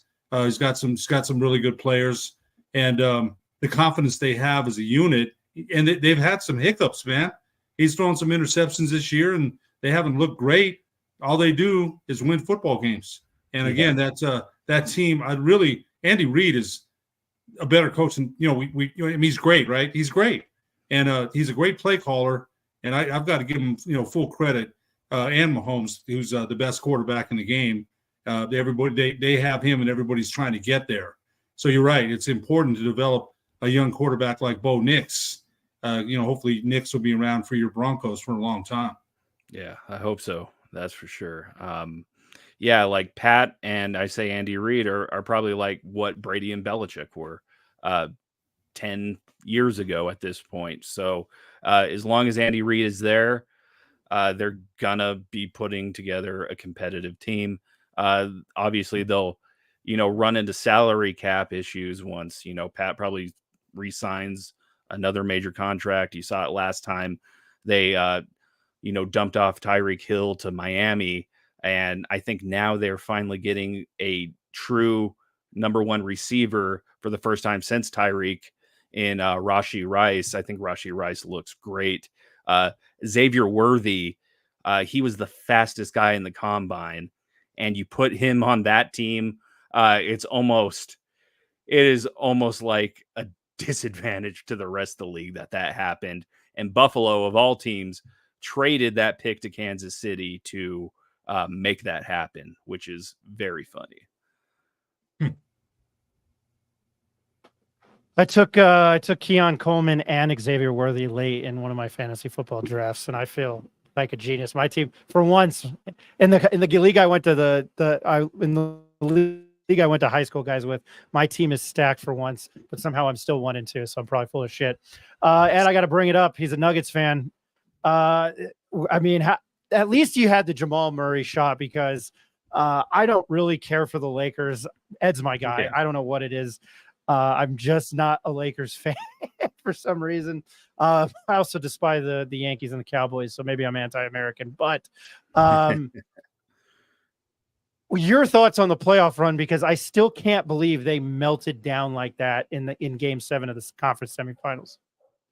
So what happened was, we really put an emphasis on youth during our title defense year, which was last year. So Jeff Green left, Bruce Brown went to Indiana, then he eventually got traded to Toronto. So Kelvin Booth was really banking on these young guys stepping up and taking it to the next level. I just don't think they were ready. Like, you got Peyton Watson, who's a great defender, but he really has no shooting ability at this point. Like, if he ever develops an outside shot, I think we'd be fine. But now, with the addition of Russell Westbrook and Dario Saric, I think we're going to be a lot more competitive than we were in the playoffs this year. And obviously, we almost got to the conference finals. That game 7 against Minnesota sucked. Like, I was sitting in this office just staring at the wall after that happened. That was a tough loss for sure. But I mean, you got the best player in the game, and you saw what Jokic did during the Olympics, where he almost single-handedly took out Team USA by himself. So anytime we have Jokic healthy, I think we're going to be a force to be reckoned with. That's for sure. Real quick, I think chemistry matters. You know, I've watched the NBA since '72. The Lakers, I've watched them win 12 championships, man. You know, and that's, 12. And I know Ryan hates them. I get it. But I can always say that's a lot of championships. And they're not going to win it this year. They're not. I get it. I'm still going to watch. And hopefully, Denver's better than them. Minnesota's better. There's a lot of teams that are better than them in the West and in the NBA. But I'll say this, Bruce Brown was a bigger loss than anybody. You mentioned it. Contavious Caldwell-Pope did not play as well as he did the year before. That hurt too. Now, I got to ask you this, though. Now, chemistry matters. As long as you have Jokic, that guy, he's amazing. And, a lot of Laker fans are like, why didn't they sign Dwight Howard? He's not going to stop him, man. He's too old. The guy, once he's anchored in there. Anthony Davis is a fine defender, but he's got too much bulk for him. He can't root him out. There's no way. The guy's an amazing player. Now, Russell Westbrook, what do you think? The guy can be really, really good, or he can be a chemistry killer. He can be. What do you think you're going to get from him? So I think with the Lakers, their problem was they got a Russ that was starting to go past his prime at that point. So he was really great with Washington the year before that. I just don't think the chemistry was there with LeBron and Anthony Davis. Russ at that point still needed the ball in his hand to really create. So when Russ was when he went to the Clippers and he came off the bench and he kind of accepted that role, I think it was more successful for him to be, the facilitator as opposed to this guy that's still trying to hang on to being a superstar. So if we get the unselfish Russ in Denver for the next 2 years, honestly, I think that's going to be great for our second unit because Jamal Murray, who I love, and he is one of my favorite players, but he does have a lot of health issues. And I think he missed like almost 20 games last year. So you got somebody that can fill in at a moment's notice. And you have somebody who I think is going to have great chemistry with Jokic. They've been friends kind of off and on since like 2019. So I think that it's just going to be a perfect fit and really a veteran presence that we've honestly needed since our title run 2 years ago.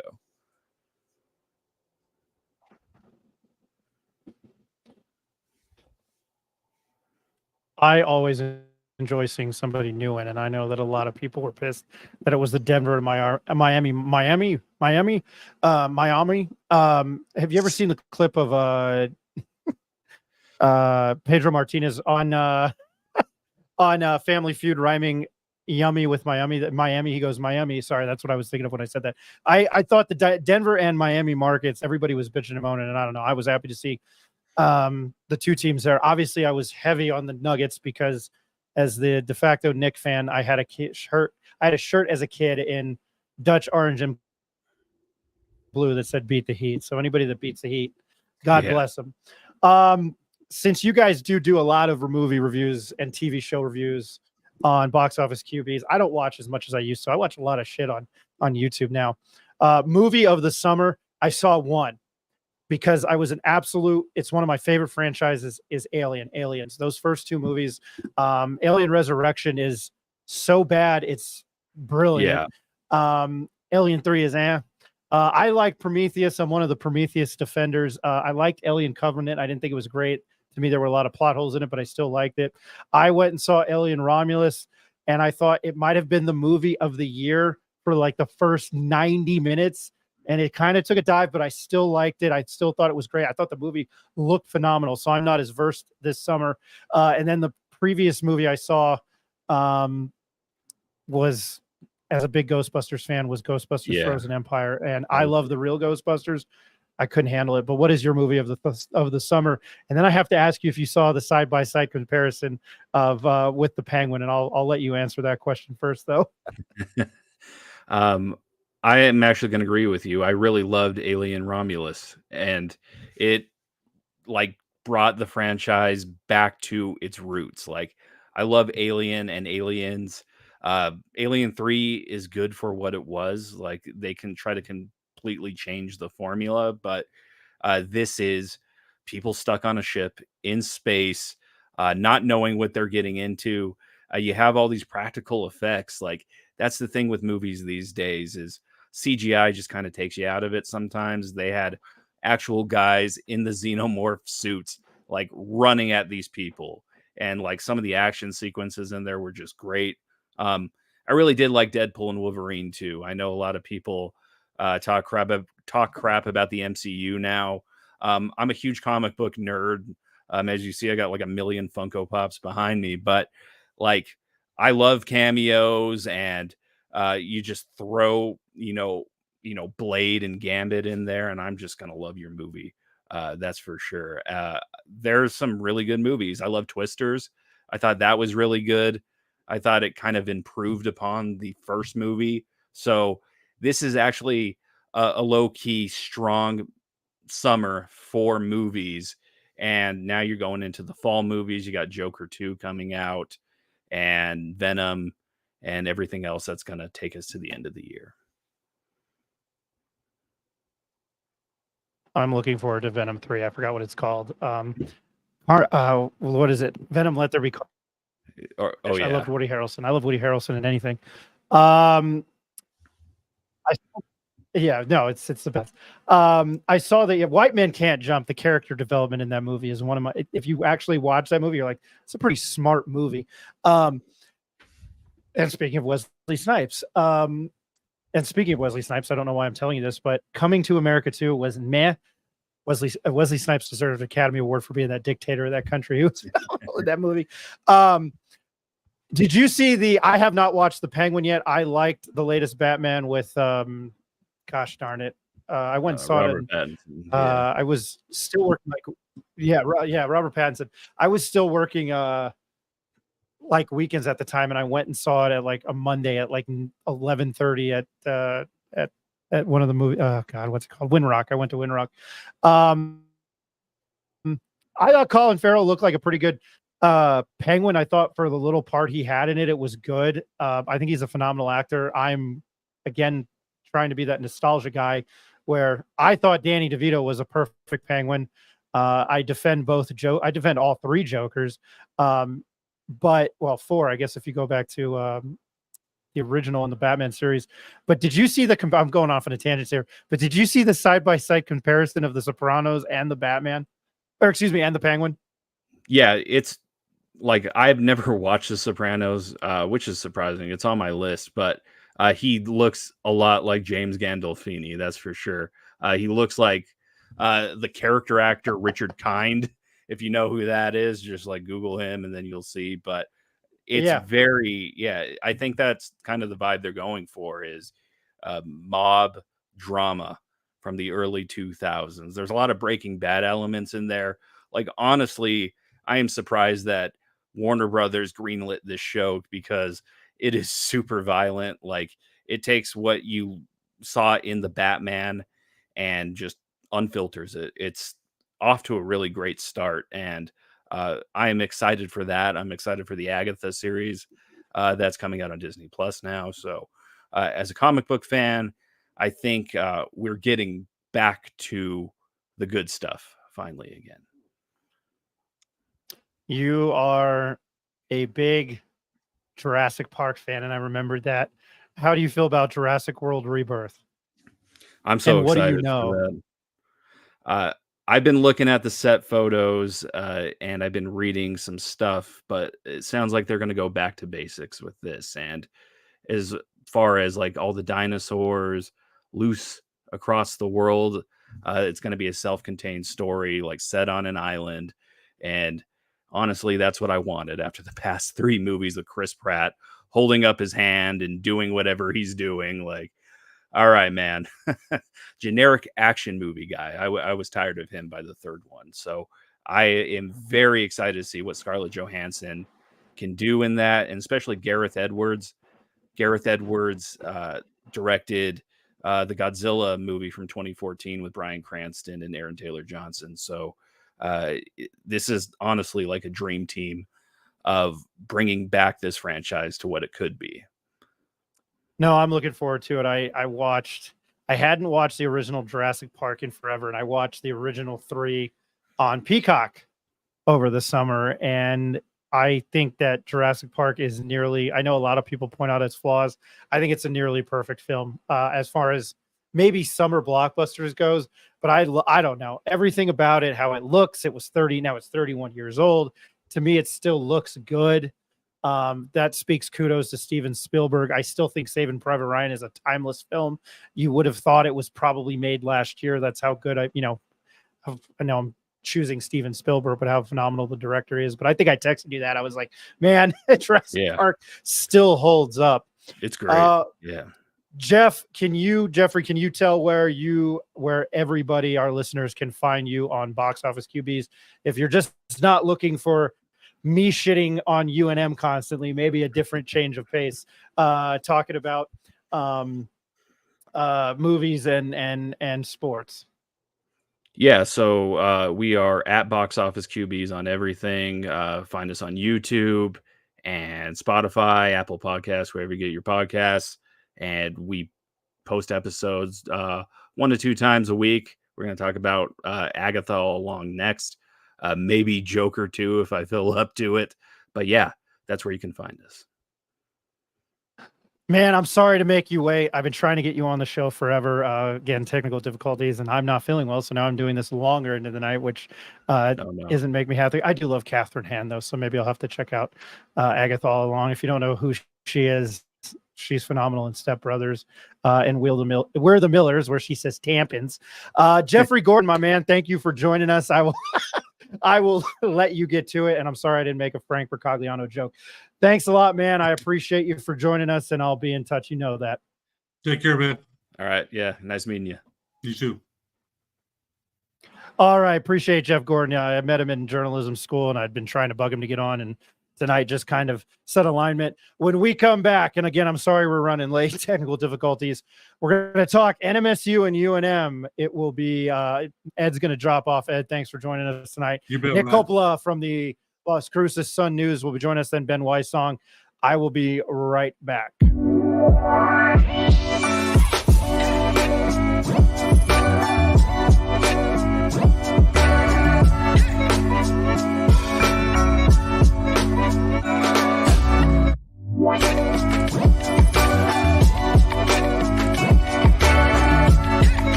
Let him cook. Let him cook now. Let him cook. I said let him cook.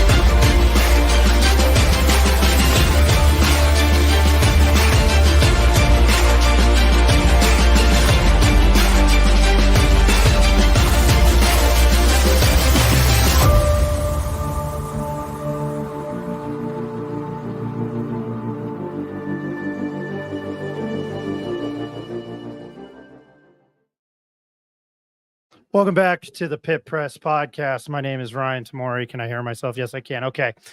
Jeffrey's a friend of mine. I wanted to have him on, and then we happen to have big breaking news. Do I have the alarm? Where is it? Please, for love. Yep. All right. I don't know if you can hear that. It's on my mixer, but the breaking news alarm. All right. I'm going to share the screen. Brett McMurphy of Action Network and Ross Dellinger of Yahoo Sports. Here it is. And I know people were tweeting it at me. Air Force and UNLV expected to remain in the Mountain West, sources told Action Network HQ. The two schools are expected to receive a signing bonus with 25 to 30 million, 5 times their media rights value from the pending exit fees. The Mountain West will receive, source said, Mountain West will need one more school to reach the FBS minimum of 8 members in 2026. I say that you go after, I know people are going to get mad, go after UTEP and NMSU. I want to go to Ross Dellinger. Let's see. Whoops. Again, fantastic show, and I'm fighting the flu and a sinus infection. Then we've got the Matthew Sluka news. Here is Ross Dellinger of Yahoo. UNLV and Air Force have decided to remain in the Mountain West with significant financial incentives, sources tell Yahoo Sports.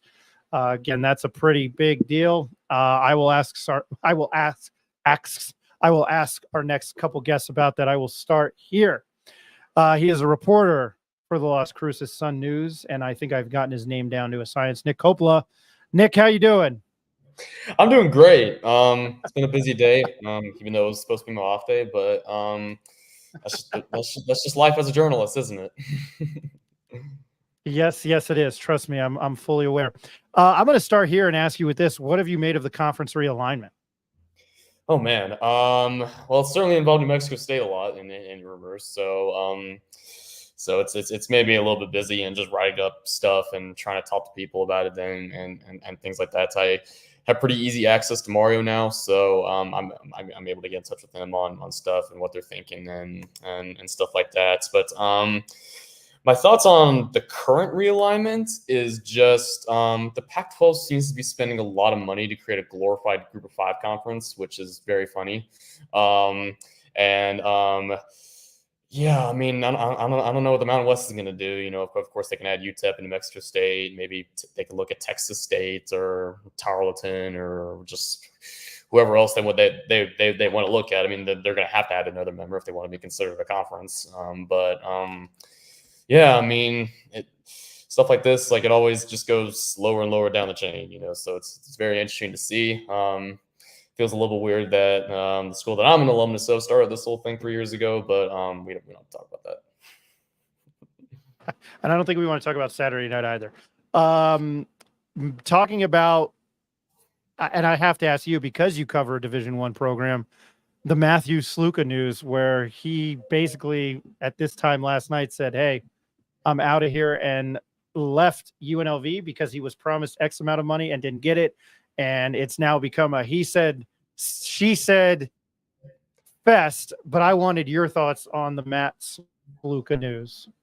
Yeah, because it's kind of a whole he said kind of thing where, you know, some UNLV people and UNLV itself saying, well, we paid him money and he just asked for more. And Sluka is like, well, we were promised something that they didn't pay me in the first place. Who knows what to even think of that situation or who to believe or whose side to be on. I will say, though, that it just kind of sucks all around that, you know, we've gotten to this point. You know, I was a big supporter of NIL when it first happened because my whole thinking about it, I'm pretty sure most people's thinking about it as well, was, you know, guys are just going to get to do commercials and advertisements and endorsements, maybe be in the new video game that's now out. And things like that. Maybe get a little bit of revenue sharing from the big TV deals going around. I didn't think it would just be pay for play stuff that, oh, we'll give you 6 figures to come play here, which is essentially, I guess, what UNLV did to get Sluka to come play quarterback for them.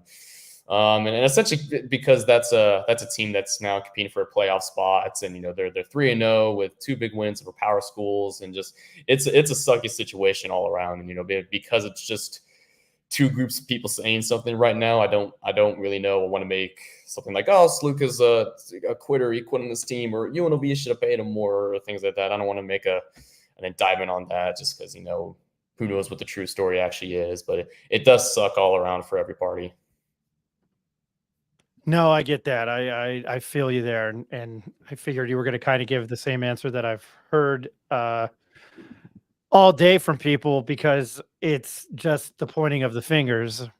We now switch gears, which you would have never known. We talked predominantly about UNM on this show and the Mountain West, and we've talked more New Mexico State, being that you are on and covering down at the Las Cruces Sun News. Third straight loss for NMSU.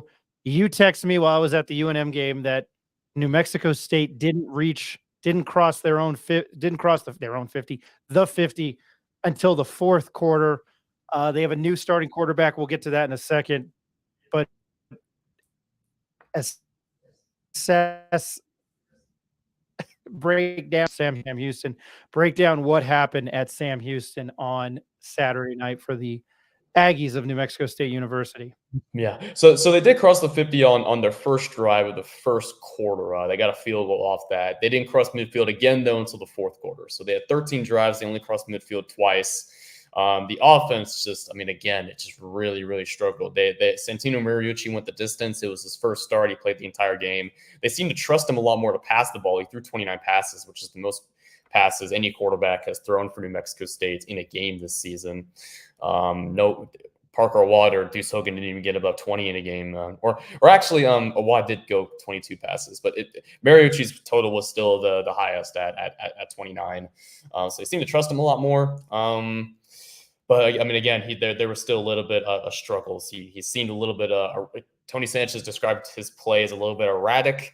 The second interception he had was definitely a little bit erratic. He just waited too long to throw to an open receiver.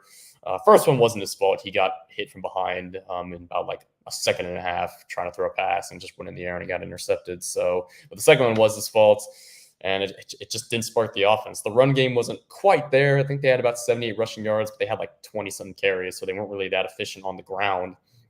And yeah, I mean, the defense, you'll see 31 points, and you'll say, oh, well, the defense didn't play that good. The defense got their fair share of stops. They turned the ball over twice, and that put the defense in bad situations. And so, I think the defense, at this time did a little bit enough, but I think I don't know. I don't know if more offensive production maybe would have made a difference in a win or a loss, but they certainly could have benefited from more, and that was the reason that they lost. And so, they're going to start Mariucci again for this week against New Mexico. They hope that more reps with the starters will get him more comfortable, and we'll see if it does this Saturday. The more I read of what Tony Sanchez says, he's a phenomenal quote. I'm sure he's frustrated. He told you, quote, we had great opportunities and we sputtered. You don't hear that a lot. Well, we just didn't take advantage, end quote. I love the sputtered. What have you gotten the sense from Tony Sanchez as this thing has kind of spiraled a little bit out of control for him early on in the season? And if you're looking at it, they had a really hard time against Southeast Missouri. Yeah, he's frustrated. The whole team and the whole offense is frustrated that they just can't get anything going.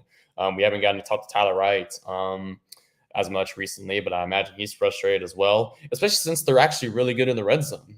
They are 100% in the red zone. They have scored on every single red zone trip that they have had this season. Their problem is just that they can't get there. They can't get to the red zone. They're going 3 and out. They're bad on early downs. They can't cross the 50, or they can't get far into the opposition's territory. Well, whatever the problem is, they're having it. They have a bottom 5 offense in terms of yards per game, and they lead the nation in punt yards, which are 2 stats that you don't really want to hear. Say that again.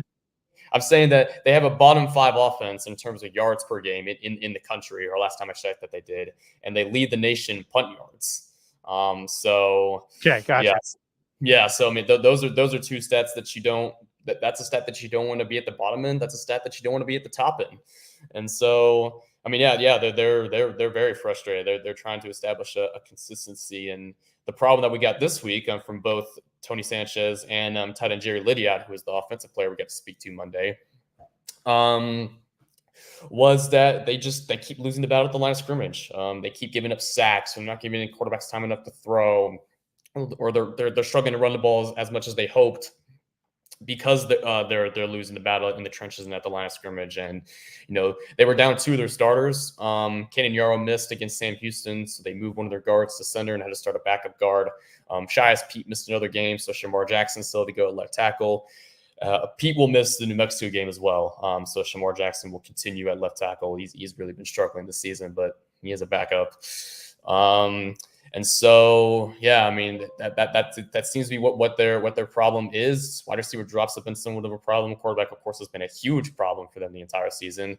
They just have to get the offense going. And they haven't really found a way to do it. They're trying. They've had 3 quarterbacks so far, but nothing has really provided a spark. You sent me this. They are oddly 100% in the red zone, New Mexico State. How do you explain that? Oh, I mean, it is very hard to explain how an offense that really does struggle and is statistically one of the worst in the country is 100% in the red zone. They play their best football down there in the red zone. They just can't get there. Maybe it's because of the fact that they're in the red zone, so they wake up a little bit more, or they tend to find more open guys in the red zone. They can maybe run the ball a little bit more in the red zone, or maybe they just like the red zone concepts. It is a bit of a weird phenomenon to be so efficient in the red zone, but yet be so inefficient between the 20s. And so, yeah, I mean, it's a big struggle for them. I mean, I don't know. It's hard to really explain because, I mean, I don't know. You're so great in the red zone, but you're so bad outside of it. It's very hard to explain.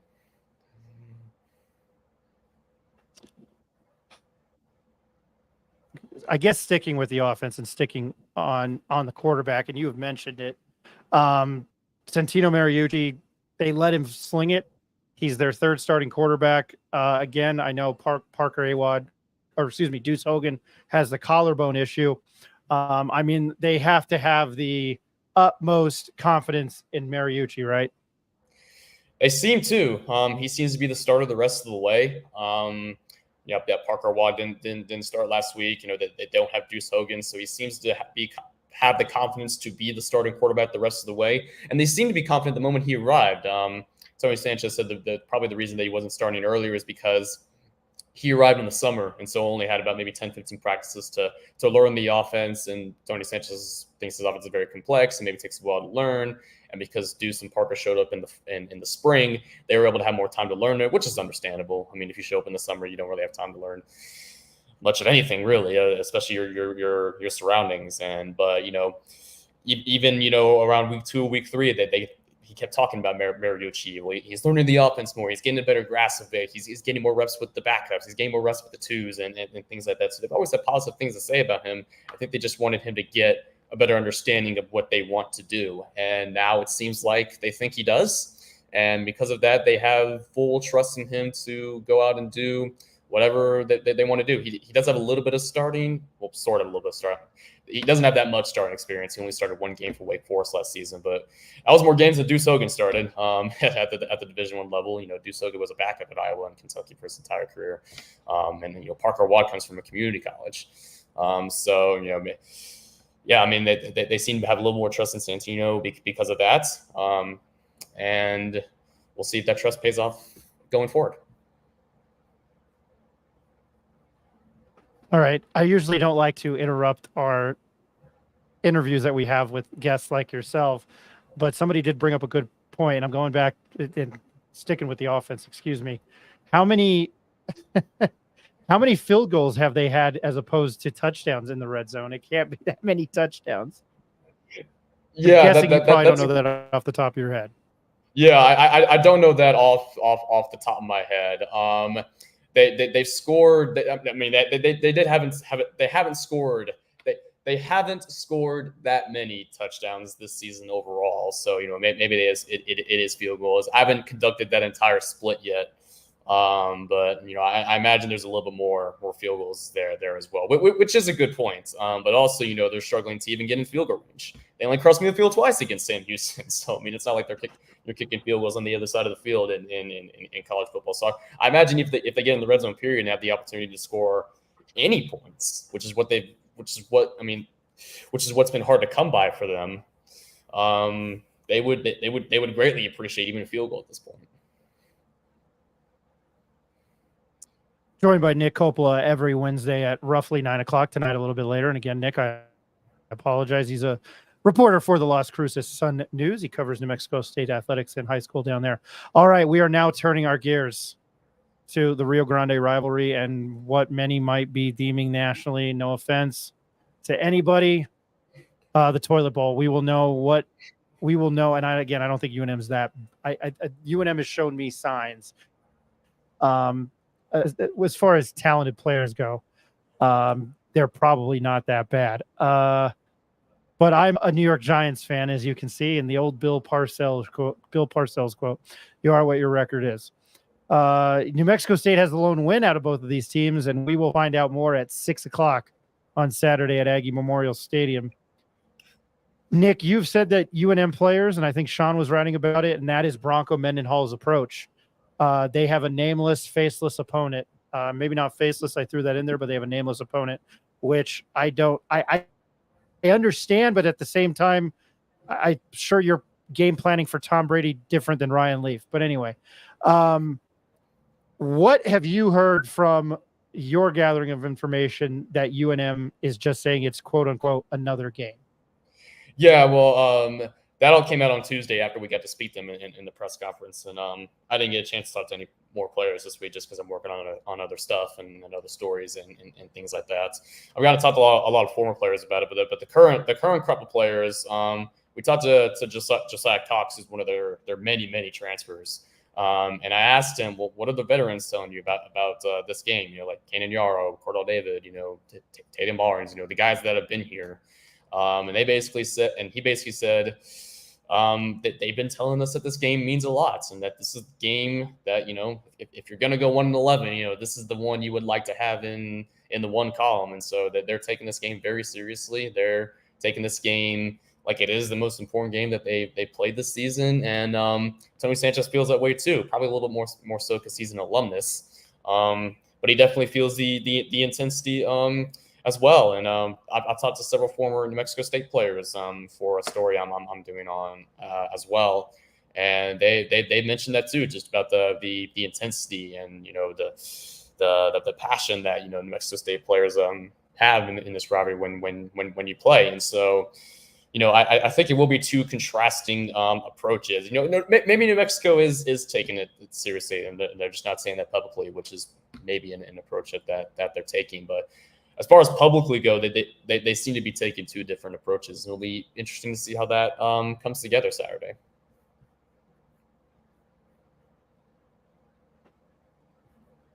How do you think? How much UNM football have you watched this year? Let me start there.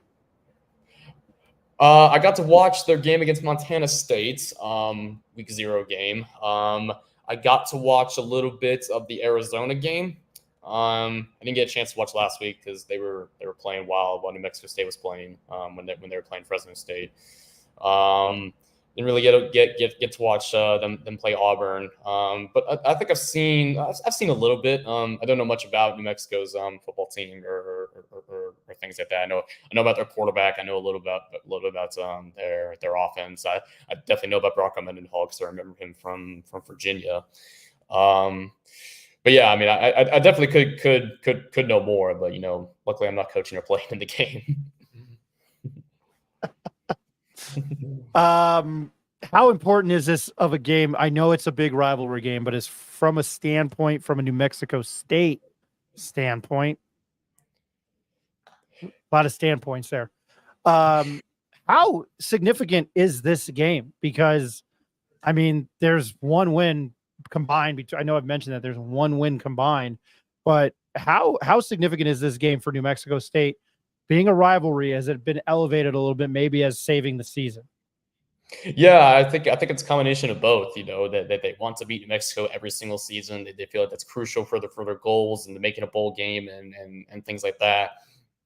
But they also desperately need a win to get back on track. They had a tough loss against Liberty, 2 big losses against Fresno State. Excuse me, and Sam Houston. So they're on a 3-game losing streak, and they're about to enter a stretch of conference play after this game that lasts until they play Texas A&M late in the season. And so they want to get back on track. They want to enter that on a positive note because they want to try to reach the conference title game again, which I don't know if they're going to do regardless if they win up, but maybe they can. And they've seen games like this as a way to spark past seasons. They were 2-3 last season before going on a big stretch of wins, and going to the Conference USA title game. I think they were 1-5 in 2022 as well before they rattled off some wins. They made it and won a bowl game, and they kind of see the New Mexico game as a chance to spark that. Their win against New Mexico in 2022 was their first game after going 1-5, and that sparked their winning stretch. And they beat New Mexico in 2023, which kind of helped them. They lost to Hawaii the next week, but then they routed off, so many wins in a row to reach the conference title game, including a win over Auburn, which is one of the best wins they've ever had in their history. So they definitely see this as a rivalry game, but they also want to see this game as a spark, and this game has been a spark for them in the past. 6:00 on Saturday night, Aggie Memorial Stadium. You can listen to that game on Lobo Radio Network. Rob Portnoy, I always almost call him Dave Portnoy these days. I don't know why. Rob Portnoy, Dontrell Moore on the call. It is on ESPN Plus. It is our weekly Aggie check-in. I don't know. I'm just making that off of the spur. Once again, a fantastic young journalist that I enjoy having on this show, Nick Coppola. Nick, as always, and I'm sorry for the extended, we had issues tonight. I'm not going to go into it. Appreciate your time and being flexibility, your patience. Always looking forward to talking to you and hitting on the Aggies with our listeners. We appreciate it. Enjoy the rest of your week and enjoy the game. And I'll probably be texting you during the game. I was going to go, and then now I'm not. It's go figure. But thanks as always, man, for joining us. Of course, yeah. I'll be in the press box, so I'm not sure how much I can text, but it's great to be on the show. It's great to be invited back for the Aggie agenda, I guess we can call it. Thanks for having me on. I'm looking forward to a good game. I like that. Nick Coppola, Las Cruces Sun News. Have a good week, man. I'll talk to you later. All right. I hope Eric was listening to that, the Aggie agenda every week with Nick Coppola. I appreciate that. All right. Just again, breaking news. Ross Dellinger of Yahoo Sports. Ross Dellinger of Yahoo Sports, Brett McMurphy of Action Network have breaking news within the last 30 minutes. Air Force and UNLV are staying. And to put this in perspective very quickly, why Utah State was selected for the Pac-12. Their football budget is 46% larger than Wyoming, 50% larger than Hawaii, 58% larger than Nevada, 81% larger than Nuevo Mexico, 92% larger than San Jose State, which is baffling because so many internet issues tonight. Colorado State has the highest budget at $29 million, Boise at 21, Utah State at 20, San Jose State 10, Air Force 11, New Mexico 11, Nevada 13, Hawaii 13. Why they were invited to the Pac-12. Quick commercial break. I'm Ryan Tamora. This is Pit Press Live. We'll be joined after the break with Family Insider, Mr. Ben Weissong. We will be right back.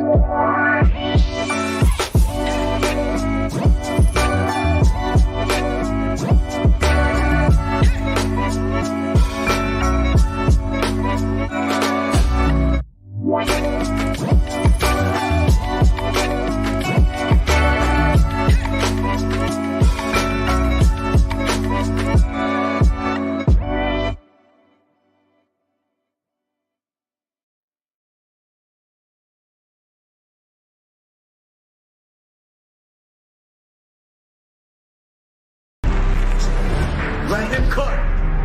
Let him cook now. Let him cook. I said let him cook.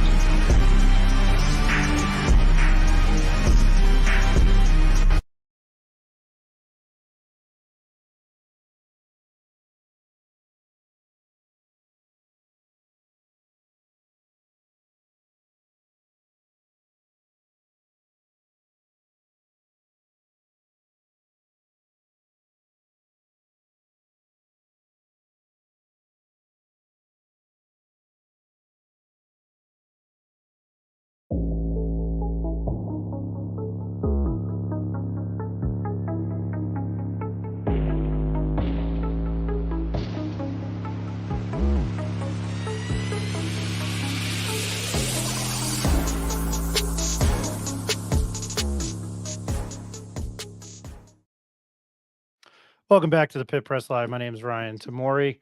Appreciate everybody watching and the patience tonight.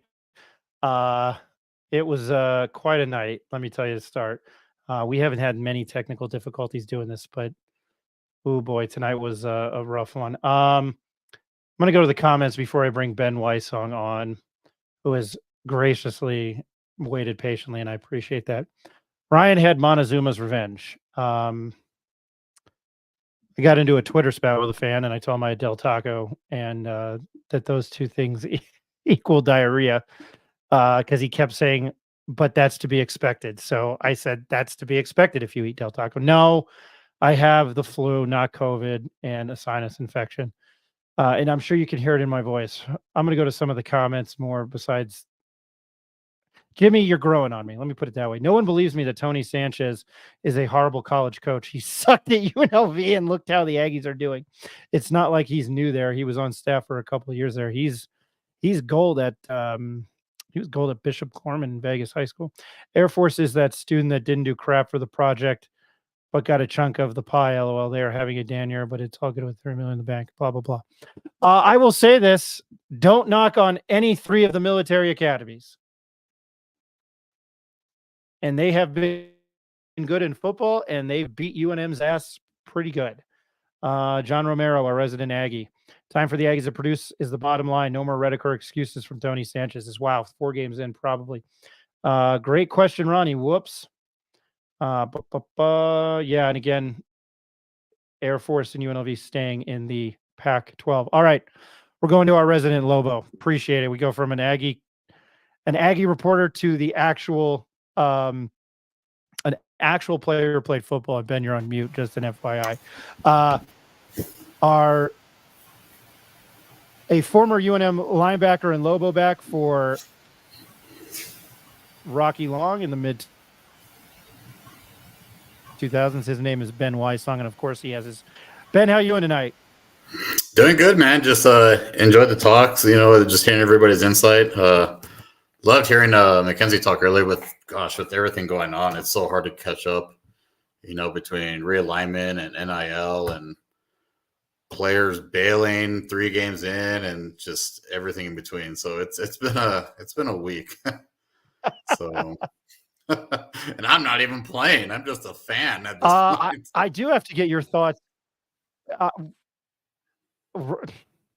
you've got more ties than most, but my question to you is, when you heard the Matthew Sluka news from UNLV and it broke last night, what were your thoughts? Because again, you played the game. You probably, I don't know, for somebody who played college football, that probably blew your mind. Yeah, just from a former athlete standpoint, it's like, I went through like the stages of death, of a breakup where it's like, you go through anger at first. I thought, my first thought was, man, this guy's kind of bailing on his teammates, 3 games in. And, but as like facts started to come out as far as, with the whole NIL thing, with them possibly, saying that he had a coach promise him $100,000 and he only got $3,000 out of it. It's like, you can see both sides of the fence of it. In some ways I don't blame the guy, that's the current world that we, unfortunately, in my opinion, live in. So, my big thing now is I'm just curious to see what happens from here on out with other players. I've seen, one of the D linemen, I think for USC now is hitting the portal already after being 3 games in. And the guy, I was reading his history and he's been everywhere. He was committed to Georgia, then he left Georgia, then went back to Georgia, then went to USC. And then now the running back for UNLV, I guess he's heading out as well. But I think I saw a comment with his was that I think his was just specifically just playing time or lack thereof. He's just looking for more opportunities. But yeah, it's interesting. And yeah, with Ronnie's comment, just reading that now with his former teammates. I just saw a comment earlier with, I think it's now the new starting quarterback coming in, saying that, hey, we're going to get 3 touchdowns with, was it Ricky White? And you got Ricky White commenting on it saying, no doubt, kind of, pretty much to that regard. So it's wild, man. It's crazy. I'm just thankful that I played in an era where we didn't have to worry about any of this garbage, in my opinion. It's like you just showed up, you came to practice, you played football, you did the best you could, and you went home, and you got to celebrate it with your teammates. So life was simpler. Yeah, Bear Alexander, the USC defensive lineman, attends the Yeah. red shirt. He played only 21 to. This is according to 24/7 Sports and USCFootball.com, which is a part of the 24/7 and CBS Sports. Yeah, he only played 21 defensive snaps in USC's 27-24 loss. Mm-hmm. I don't know. That's so insane to me. I don't really want to. I don't want to ask you about conference realignment because I don't know if you heard me made the Ghostbusters reference. Just somebody tell me what the hell is going on. It hurts my head. When I was getting my degree and I said, "Oh, I'm studying journalism and history," and people were like, "Oh, you're going to law school." I was like, "Fuck no, I'm not. No, hell no, no." Yeah. What is this garbage? Right. Come on. Yeah, what is this guy? I don't.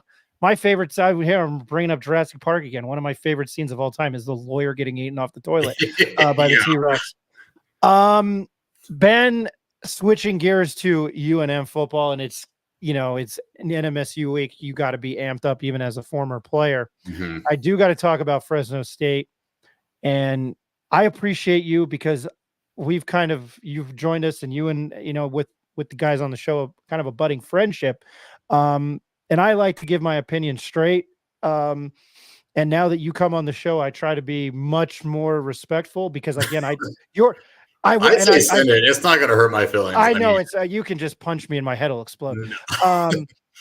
But I mean, I've even if you wouldn't have been on the show, I'd be like, man, Luke Weissong's playing out of his mind. That's just how it is. And I think your nephew has been the brightest spot. I thought Devin didn't look so hot on Saturday night, but I wanted to ask this question. They just kind of came out and it was like, all right, we're here. Did you feel that way? I was disappointed in the sense that maybe disappointed is the word, but I was definitely shocked with the penalties. I mean, my first thought was like, great, here we go again. It's 2022, 2023 all over, so we're having to deal with a penalty issue, which I thought that we were going to, move on from. So that was a little disappointing, from that aspect. But, I mean, I still love the fight that this team has. I think this injury bug is slowly starting to creep up. I noticed that Cam, I think he had got hurt very, very early on in the game. I think he was basically carried off the field. I think it was Cam. So, that's the thing that's, with this team, I know they bust their ass. They work hard. I mean, the opportunities are there. I think they just need to capitalize on those opportunities. And I know people have, it's been brought up, hey, they drive the ball. They just need to score touchdowns and not rely on field goals, I think is what it comes down to. They definitely need to put the ball in the end zone. And I mean, looking, towards this week's against New Mexico State, I mean, not to, disrespect those guys at all, but I mean, I think with this game, it's a good opportunity for UNM to maybe build some confidence. NMSU right now, they're going through some struggles that, I mean, hey, let's be real. We went through the same thing just a couple of years ago. So, it's going to be interesting to watch how that game unfolds on Saturday.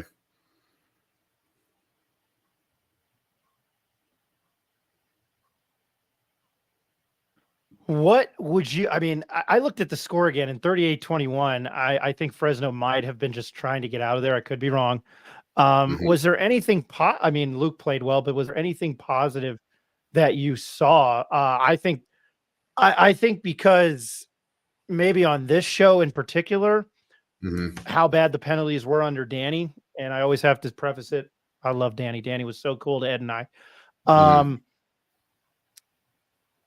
I think we've kind of put that under a microscope, but they tied a school record.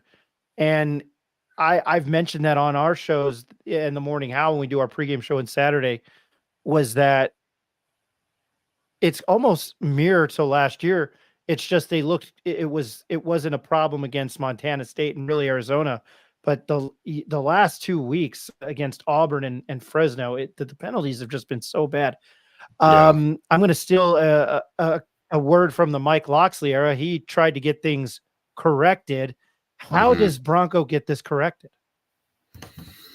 I think at this point, with Bronco and even looking about the coach Long, I think their philosophy is just you got to watch the film and you got to, point these plays out to these guys like, hey, listen, this is stuff that you cannot be doing. I mean, there's also, the whole discipline factor. I mean, I remember with Coach Long after, every game, it was one of those things that, every defensive point that you gave up, we ran a 40-yard sprint. So, there were some games where I remember we lost to BYU by 55 one year, and that was one hell of a Sunday practice. I'll tell you that. So I mean, there's that aspect of it, but I think a lot of it is just going to come down to watching film. I will say though, and maybe this is me coming off bias, there were a few questionable calls, I will say, during that game. I don't know what the hell those refs were looking at on that onside kick. I mean, watch The it on onside TV. kick was terrible. I don't mean to That steer was thunder. That awful. was I mean, it wasn't even clear as mud. It was clear as day. I mean, no one was around the ball, when he kicked it. And, I thought that was a great kick, on that play. And, I think that was a potential momentum shifter, which it didn't happen. And then you look at the penalty with, I think it was Nick's touchdown that got called back. I think that holding penalty that they called on that one was maybe a little questionable. I mean, holdings are 50-50. I almost feel like it's almost a matter of like what team you're rooting for at that point. But yeah, it's, going back to it. I mean, it's a matter of just watching the film and breaking it down, and it's a teaching element at this point. I'd say, Devin threw for 338 yards. He was 33 of 53. Something that we mentioned, that I mentioned to Nick Nunez and I think Rick. And Rick, I forgot what Rick said that we had mentioned earlier on the show. I think it was run the ball. It's not like they were totally out of it. And I felt like that and Devin ran 9 times for 67 yards. But I felt like there were a couple big runs by Eli and Javen Jacobs. I mean, Javen had a 19-yard rush. Eli had a 10-yard rush. Those are 14 carries. Why are they throwing the ball so much? I think a lot of this has to do with what they see on film and looking at the matchups that they have. From Fresno State secondary, I don't know how good or bad those guys really were going into the game. I know that they had a few injury aspects of it, but it could just be a matter of, hey, right at this point, we want to try and balance this offense as much as we can. But, also the game will kind of dictate what you call too. I mean, when you're down, you kind of have a tendency to throw the ball more. So just to pick up those, big plays. But yeah, you're right. I mean, when you got Devin running for that amount, and then you got 2 workhorses in the backfield who are just picking up yardage. Yeah, I mean, yeah, it does, bring up the question like, hey, let's run the ball down and, try and stick it to them. So, and then the other factor you got to think of, especially in the fourth quarter, you got to look at clock management. So, when you're constantly running the ball, you're going to milk the clock more and, take away opportunities for you to get the ball back and get more drives to be able to, either tie the game or take the lead. That's my thinking of it. That's the only thing I can really think of as far as why they would, be calling the plays that they were doing that game. No, like I think that makes sense to me. Again, we've talked about the defense. I mean, it's still there. You've given up 38, 61. What did they give up to Auburn? What, 48? 35 to Montana State. Right. It's a lot of points. How do you fix? Again, we've been talking about it week in and week out. I don't know. You probably maybe play like a quarterback, like what's going on at Cruces. But how do you? Again, I think I've kind of asked you this every week. This is a little bit of a different week because. I have to preface it. I've said, New Mexico State was a covering machine for me last year. I love it. Yeah. What I've seen out of them is, I'm going to stick with the Jurassic Park references, is a big pile of shit. But how do you fix the defense, with what's going on in your quarter through the season from somebody who played defense? Right. Yeah, I think a lot of it is just going to be a matter of your personnel, what you have for that week. First and foremost, with, especially going into this week with as big as a rivalry game it is, I know they've gotten hit with an injury bug a little bit with it. So you got to factor that in first and foremost with what personnel you have. And, the way I look at it with this game coming up, again, not to bash on NMSU, but, this could be a great opportunity for the UNM, defense to build some confidence, against a offense who maybe isn't doing so hot right now. I think Nick mentioned that they only crossed the 50, twice last week. So, which is, 3 times, I think. Yeah. Is it 3? Yeah, that's crazy. Yeah, and I'm sure those, the UNM coaching staff knows that. I'm sure they've told that to the players and like, hey, this is a great opportunity to, really show that what we can do on defense and, build the confidence up. But, as far as fixing, I know I've said it before and I'll say it again. I think a lot of it just goes back to review the film, correct those mistakes, see what went right and see what went wrong. I was a little bit surprised with this last game, just how far off the secondary was playing off the receivers, thinking, I was thinking, hey, if they maybe, man press a little bit more that, you're buying a little bit more time for these linebackers and your defensive line to get into the backfield to create some pressure on the quarterback. But we'll see what adjustments they make. That's, pretty much what we can do at this point, from a fan standpoint is just, see what defense they come up with, what schemes they come up with NMSU, and hopefully they can execute it the best they can, what they game plan for. All right. You've played in this rivalry. I'll ask about that. What are your feelings towards the Aggies? It's funny because back when I was working with Rio Rancho PD, I had a guy that I work with, NMSU fans will probably know him, Brandon McKinney.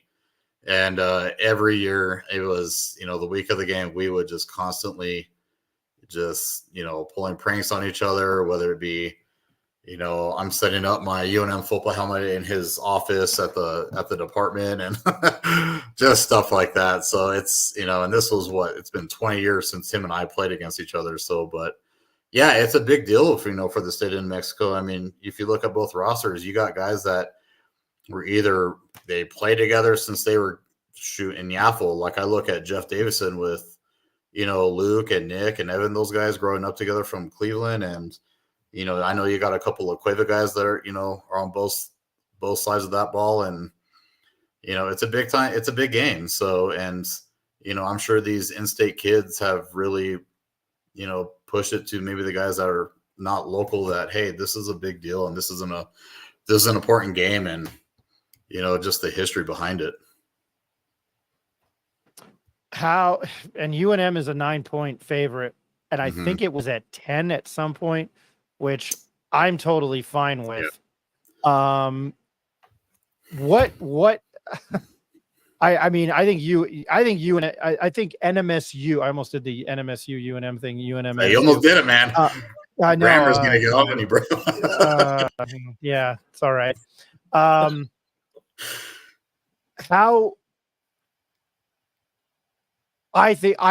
What I've seen, and I've watched NMSU games, and I thought when they played Liberty well, I thought, maybe it's just a bump in the road. Yeah, they did play well. They sure did. Yeah, and I thought maybe the SEMO game, the Southeastern Missouri game, was a bump in the road, but Fresno State shellacked them, and it sounds like I don't know how good Sam Houston is. But when you lose 31-11, to me, they haven't looked good.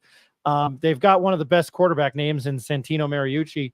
But as a 10-point favorite, I feel, and I'm going to tell you this and our listeners, I feel they should be this big of a favorite. You and I kind of mentioned this well before the Arizona game, or maybe after the Arizona game. And I guess we can bring it up. I feel like I'm not the homer on this show. I am probably jaded towards that program and that athletic department, although the Y songs are changing my mind. But I truly feel that UNM should go down there and beat the living hell out of them.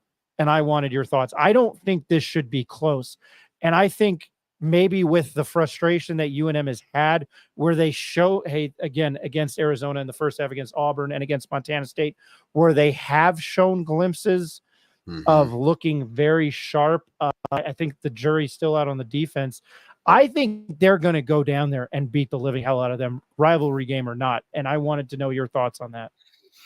Yeah, I think, both teams are going to beat the living hell out of each other for one, because it is the rivalry game. But you can't ignore the fact that, from a UNM standpoint that, hey, we were down, 3 against Arizona at halftime. We were down 4 against Auburn at halftime. So, the potential is there, the glimpses are there. And I think, I think you brought out the perfect word for it is the frustration of it. And you got to think at this point now, like it's coming to a boiling point with, the UNM football team. They just want to I personally feel bad for the next opponent in front of them, which, it's NMSU because, they know the potential. They've seen it, as far as glimpses here and there in the games. And I think, it's like blood in the water now at this point. So I think it's going to be, a situation where UNM is pretty much going to, do whatever they can to just put as many points on that scoreboard. So, yeah, it's going to be fun. I felt like Danny tried to do that 2 years ago. And it was a little bit closer. He got that win, and I felt like he was trying to do that. And I can't think of that quarterback's name that transferred from Kentucky, but I think it was Terry Wilson. Yes. And I'm gonna come. Yeah, it was terrible. And he was phenomenal. Yes, I think he got hurt, and he was phenomenal. But again, they've lost, but there's guys on this team, and your nephew included, that have lost to this team by double digits twice. So I can just imagine, and I'm sure that there might be a little bit of excitement that the game's not in Albuquerque this year, that the game is in Las Cruces, despite all the off the field BS that has happened. Probably to go down there and beat them in their own place, which I'm sure is just twice as nice. Yeah. I know you can't reveal too much, but in talking to your nephews, and always in your text the boys, but when you're talking to your nephews, what have they told you about the mood on the team this week? Yeah, I know what the mood as far as, with the team is that, they're still very positive. I know they are very much looking forward to this week. This one has been circled on the calendar for, pretty much since last year after that game that they lost. So I know, as far as practice-wise, the vibes are still, very positive. There's a lot of excitement going around. I know Luke in particular said that everyone's been flying around to the ball, on both sides, offense and defense. So I think there's a lot of excitement going on. It's another opportunity for these guys to get on the field and hit someone in the mouth is the way I look at it. And I love that, the quote that Luke said, in the journal that Sean Ryder had wrote today. I think I have it here where it says, where he talks about playing down at NMSU, and he says, Wysong loves playing at Aggie Memorial Stadium, and Luke goes on to say, he's like, I've only played down there once, and the one time that I did, it was a really hostile environment, which he prefers. So, and Luke says, it gets me going, it gets me amped. I just love playing in those hostile like crowds and environments and places where people don't want you. So clearly the Aggies don't want us. So, just based off Luke's comment alone, I think he speaks not only just from himself, but also the rest of the team. I think those guys love, that added extra, that extra motivation.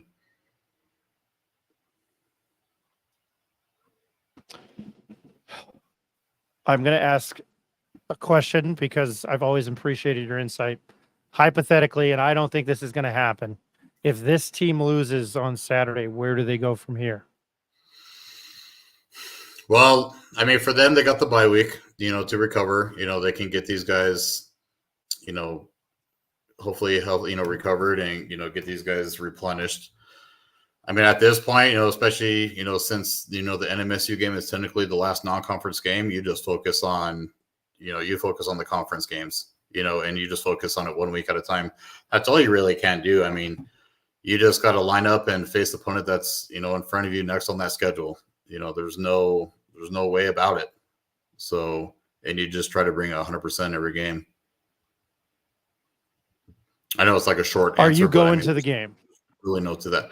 I am unfortunately not going to the game. So duty calls at work, unfortunately, but you can bet that I will have my ESPN Plus up on the TV screen there.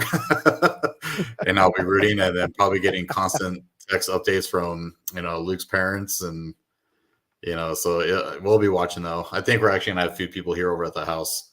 Like my parents, they'll probably come over since they're still stuck in, 1990 and, haven't have any live stream or anything like that. So yeah. I taught my mom how to use YouTube TV, and she works it, and I'm like, and she figured it out predominantly on her own, because I was just like, here, I'll show you. And then she started using, she's like, hey, I can use it. And I was like, holy shit. And then I said, hey, you're going to be 72. And she's like, I'm still 71. Don't say that. So I was like, oh, okay. And you would never know she's 71. So, but anyway, yeah, I taught her how to use it. And you're a wizard. And her yeah, well, her grandson was trying to show her things, and she was like, I don't know what you're talking about. And he was like running laps on her. So it was great. I wanted to, and I'm sorry to focus on Luke, because again, I truly believe he's been one of the bright points and the bright spots, and he's made fantastic plays. And I think Devin has been pretty good. 30 I didn't know this. I didn't look after the game, and that's my bad. 30 receptions, 407 yards, 13.6 yards a reception. He's got the one touchdown, and he had that phenomenal 53-yarder, that was kind of in an awkward position in against Montana State. Awkward. It's, I mean, you have to be a proud uncle, and the family has to be proud. And I think he has to be legitimately looked at as a national comeback player of the year.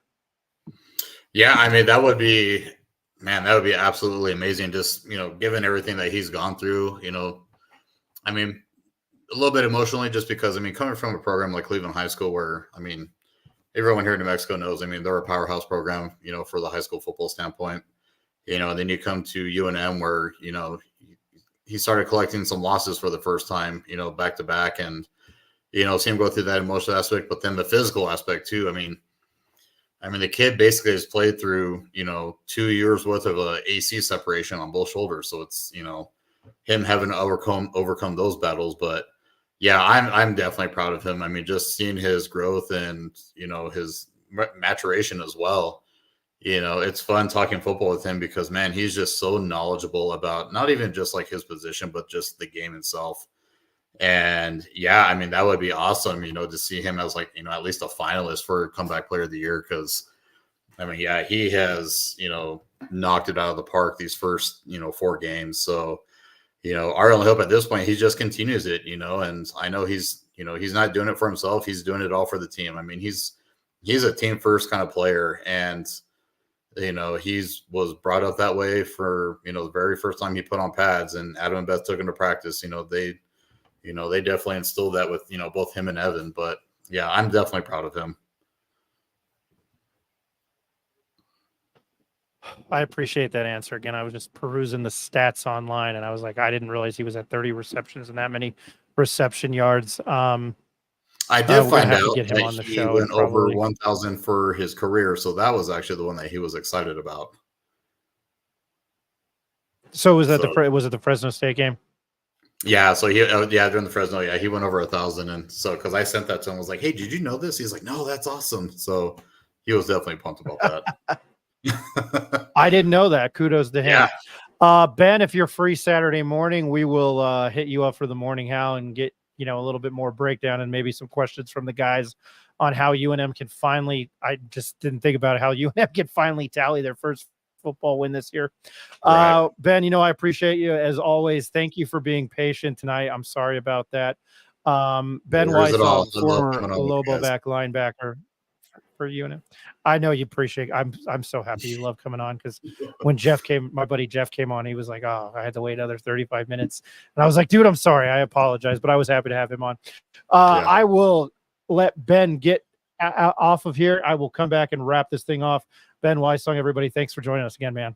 Yeah, thank you guys. Go Lobos. All right. I will move my adjustable desk up, and I'll come back and finish this thing off. Read some of the comments. Again, the Matthew Sluka story is one of the best. I also wanted to talk about the White Sox fans booing last night when their team won. My name is Ryan Tamori. This is the Pit Press Live. We'll be right back.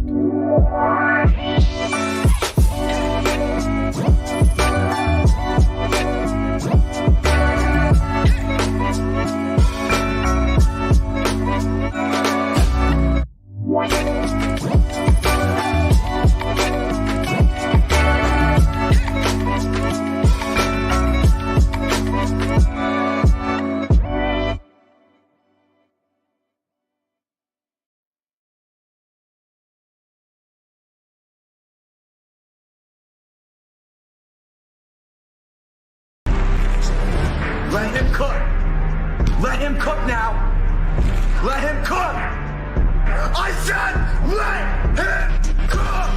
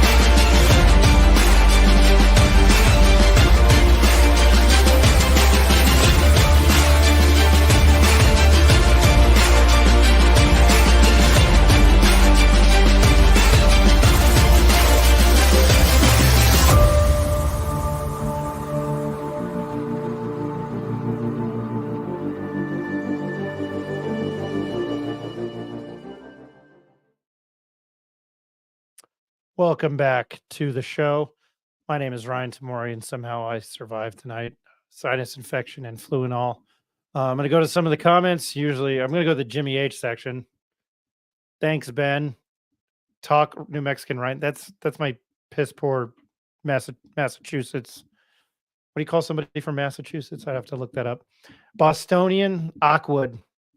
Luke is a superstar. Ice Baby. Ice Baby. Stop, collaborate, and listen. Ice is back with a brand new invention. Oh, Wizard. I couldn't see it. There we go. Okay, very cool. All right, Jimmy H. It was truly an awesome show. Once again, we appreciate you guys. We had a lot of people watch tonight. Really, really happy. Great show, Ryan. Pit Press hits it out of the park. Thank you, Go Aggies. Ben Wysong is the best. Always enjoy his insight. I want more shows like that. The last week has been rough. We wanted to do more this week with New Mexico State. I'll be honest. Ben's a saving grace. It's been a little bit hard. We thought we blew this football season out of the water, and it's been hard to talk about. It seems to be the same old song and dance. And in transitioning to that, I had a guy on Twitter reach out to me, and I don't know, it was like, I'd buy that for $1 or something. And he told me I had a poor take. Well, if you listen to the show, I don't know what else to say. I covered 2 1-11 teams at the Daily Lobo. Talking about the team, we try to do it, and I just feel with basketball practice starting, and it's no offense to any of the football players at UNM, I just feel unless they can figure out how to win 6 or 7 games in the next 8, maybe the title turn. But I know like they play UCLA the same night they play San Diego State. What are Lobo fans going to be watching? I mean, I'm going to try to keep my eye on both, especially if they start winning games. But again, I've said it. I think they are going to go down to Las Cruces and beat the living hell out of the Aggies. And if you're new to the show and you're listening, I have to repeat myself. The Aggies, Jerry Kill and Diego Pavia were covering machine for me last year. I loved them. There's no loyalty in the green. By the way, Diego Pavia, back-to-back losses, and they've been close. They get a bye week. Then they get Bama. Hey, Paul, how you doing? I hope you can roll down tide. Hope you guys can hear that. Thank you, Harvey Updike. Rest in peace. John Romero, I think I read that. Ronnie Chavez. You know who I haven't heard from in a while, and it's been very upsetting, is my main man, Miguel Sanchez. Phil Hartman's birthday was yesterday. He would have been 76. I'm a big 90s Simpsons fan. Jackson Woodard posted on X. Jackson Woodard is a linebacker for the University of Nevada, Las Vegas. Ed and I had the pleasure of speaking to him at Mountain West Conference Football Days. 6'3", 2. I've said it if you're a fan, if you've listened to the show. 6'3", 235. I have a man crush on him. All man. Posted on X that about time let's ride, referencing Haj Malik Williams before the starter for UNLV now, throwing some shade at Sluka, aka Sucka. LOL. I made that up. Yes, I can see that. Matt Sluka arrived at UNLV, and for those that have listened to the show, this was information from Joe Rigo and some other people in Vegas. When they both arrived, they are both FCS products. I forget where Haj Malik Williams went. Obviously, Matt Sluka is Holy Cross, where he put up big numbers, but he had barely thrown for his completion percentage was terrible. Campbell, the fighting Campbells, that's right. Haj Malik Williams, they have a lot of faith in him. It was known in spring camp and going into the fall that Matthew Sluka was supposed to be the starter. Haj Malik Williams came in and gave him a hard time. Yeah, I need to get Joe on the show. It might be next week. We need to get him back ASAP. So I find that, I find that a bit fascinating. I think they might just be just fine, UNLV. I really think that they're going to be okay with this. The word on the street today was, and if you'd watched any of the UNLV games, Matt Sluka is quite the athlete. I'm interested to see Haj Malik Williams, though. They still have the weapons. Joe Arrigo, Franchise Sports Media, who a lot of you guys loved, he came on the show and he said this is one of the best defenses probably on the western side of the country. They are fast. They are smart. It's a lot of veteran leadership. Jackson Woodard. The secondary is deep. They're experienced. I think that they're going to be all right. I think if you can play some defense, you'll be all right. Now, what happens now, though, is that they get Fresno State on Saturday at 12:30. Then they get Syracuse. Syracuse lost to Stanford. Kyle McLeod, I watched that game. It is what it is. That was their first taste of the ACC. I don't know how they lost that game. Syracuse defense isn't very good. They've obviously got some weapons on offense. And I want to make sure I'm running out of steam. So again, for those of you who are probably new to the show, not 100% tonight, and I'm sure you can hear it in my voice. Kyle McCord. I called him Kyle McLeod. Kyle McCord. He threw a pick six against. I watched that Stanford game. He didn't look good, but again, they get them. They just had their bye. They get Fresno State. That game is at 1:30 Mountain. My eyes will be on the screen there, and then waiting all day for Saturday night. Thank you, Carrie Underwood. One of the worst songs ever. I wanted to talk about this because I thought this was fantastic. If you don't know that the White Sox are going for the worst record, they won tonight. They walked off against the Angels to avoiding that with the 62 Mets. Their team after they win.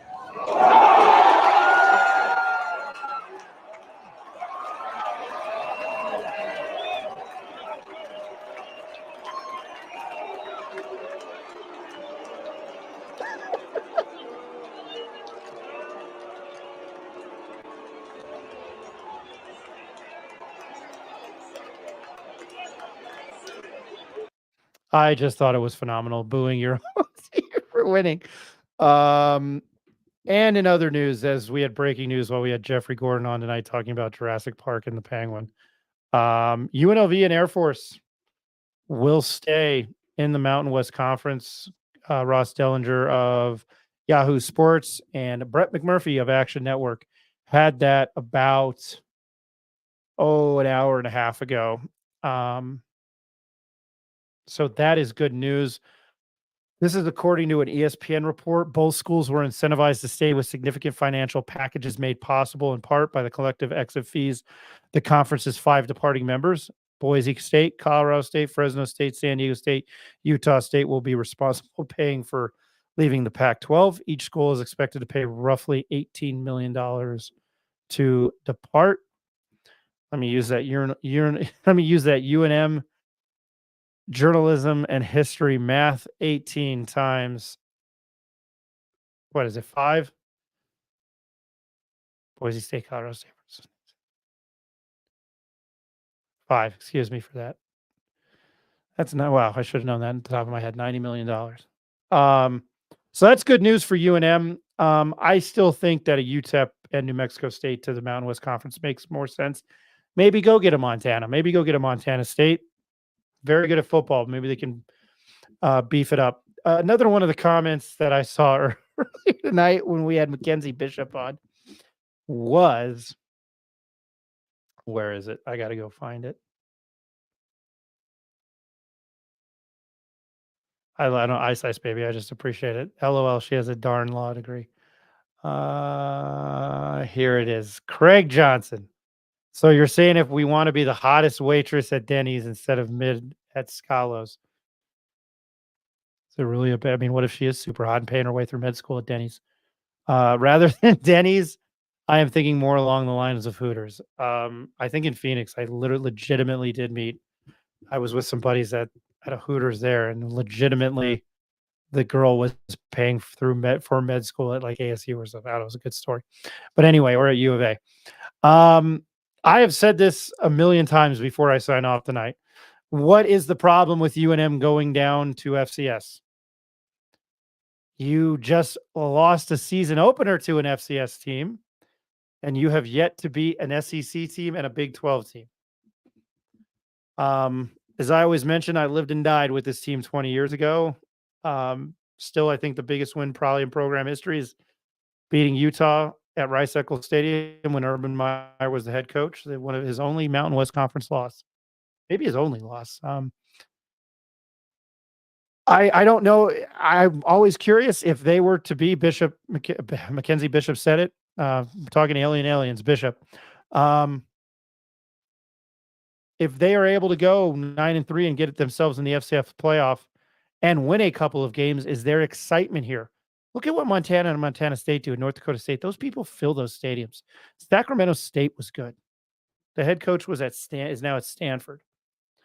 I don't understand if you want a winning program. I don't understand. They've never really won at the D1 level. What it would hurt.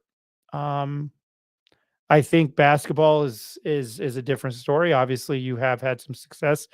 I think the Steve Alford teams, especially the 2009-2010 team, was one of the best. Who they could have probably played with a lot of teams. I think it is a true testament to Richard Pitino this year with games, a neutral court game against UCLA. Of course, Mick Cronin's probably his ass is burning right now. St. John's, VCU comes to the Pit. I love the schedule. I mean, that's the schedule they've had for years. I always have to reference my buddy Mike Mottes, who was a manager under Steve Alford, and he had always explained, and it was a known fact, how hard it is to get teams to come play in the Pit. Those are my opinions. Time to get the faith again, Ryan. It's been the faith is long gone. 13 years of private Catholic school education. Remember, I'm a St. Pius grad. That's probably why I'm so jaded. Hey, I want to thank Mackenzie Bishop, Jeffrey Gordon, Ben Weissong, and Nick Coppola for joining us tonight to talk about their respective knowledge of subjects. We will come to you again Saturday morning, the Morning Owl. NMSU game Saturday night, the Rio Grande rivalry.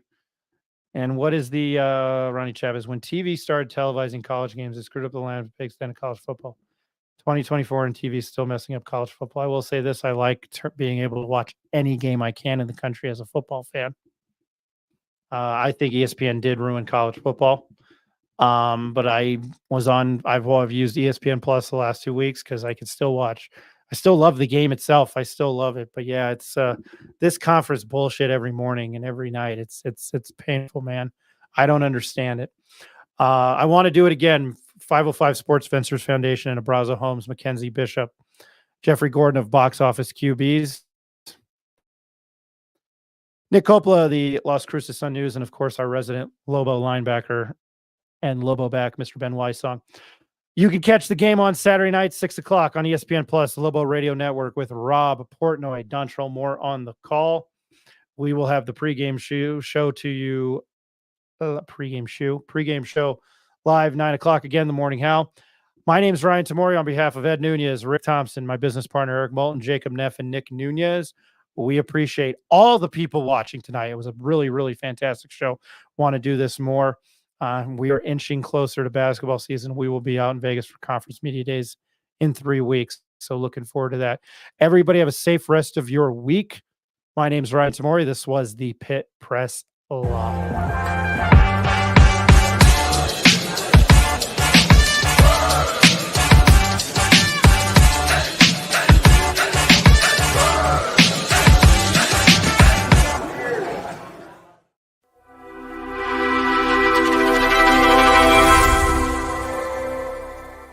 Our head coach of our Lobo football program, Bronco Mental.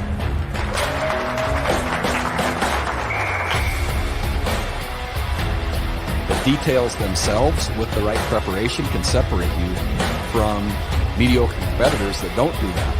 And so, yeah, the attention to detail, I think, drives the execution, or should I say brings the execution to life, especially in critical moments.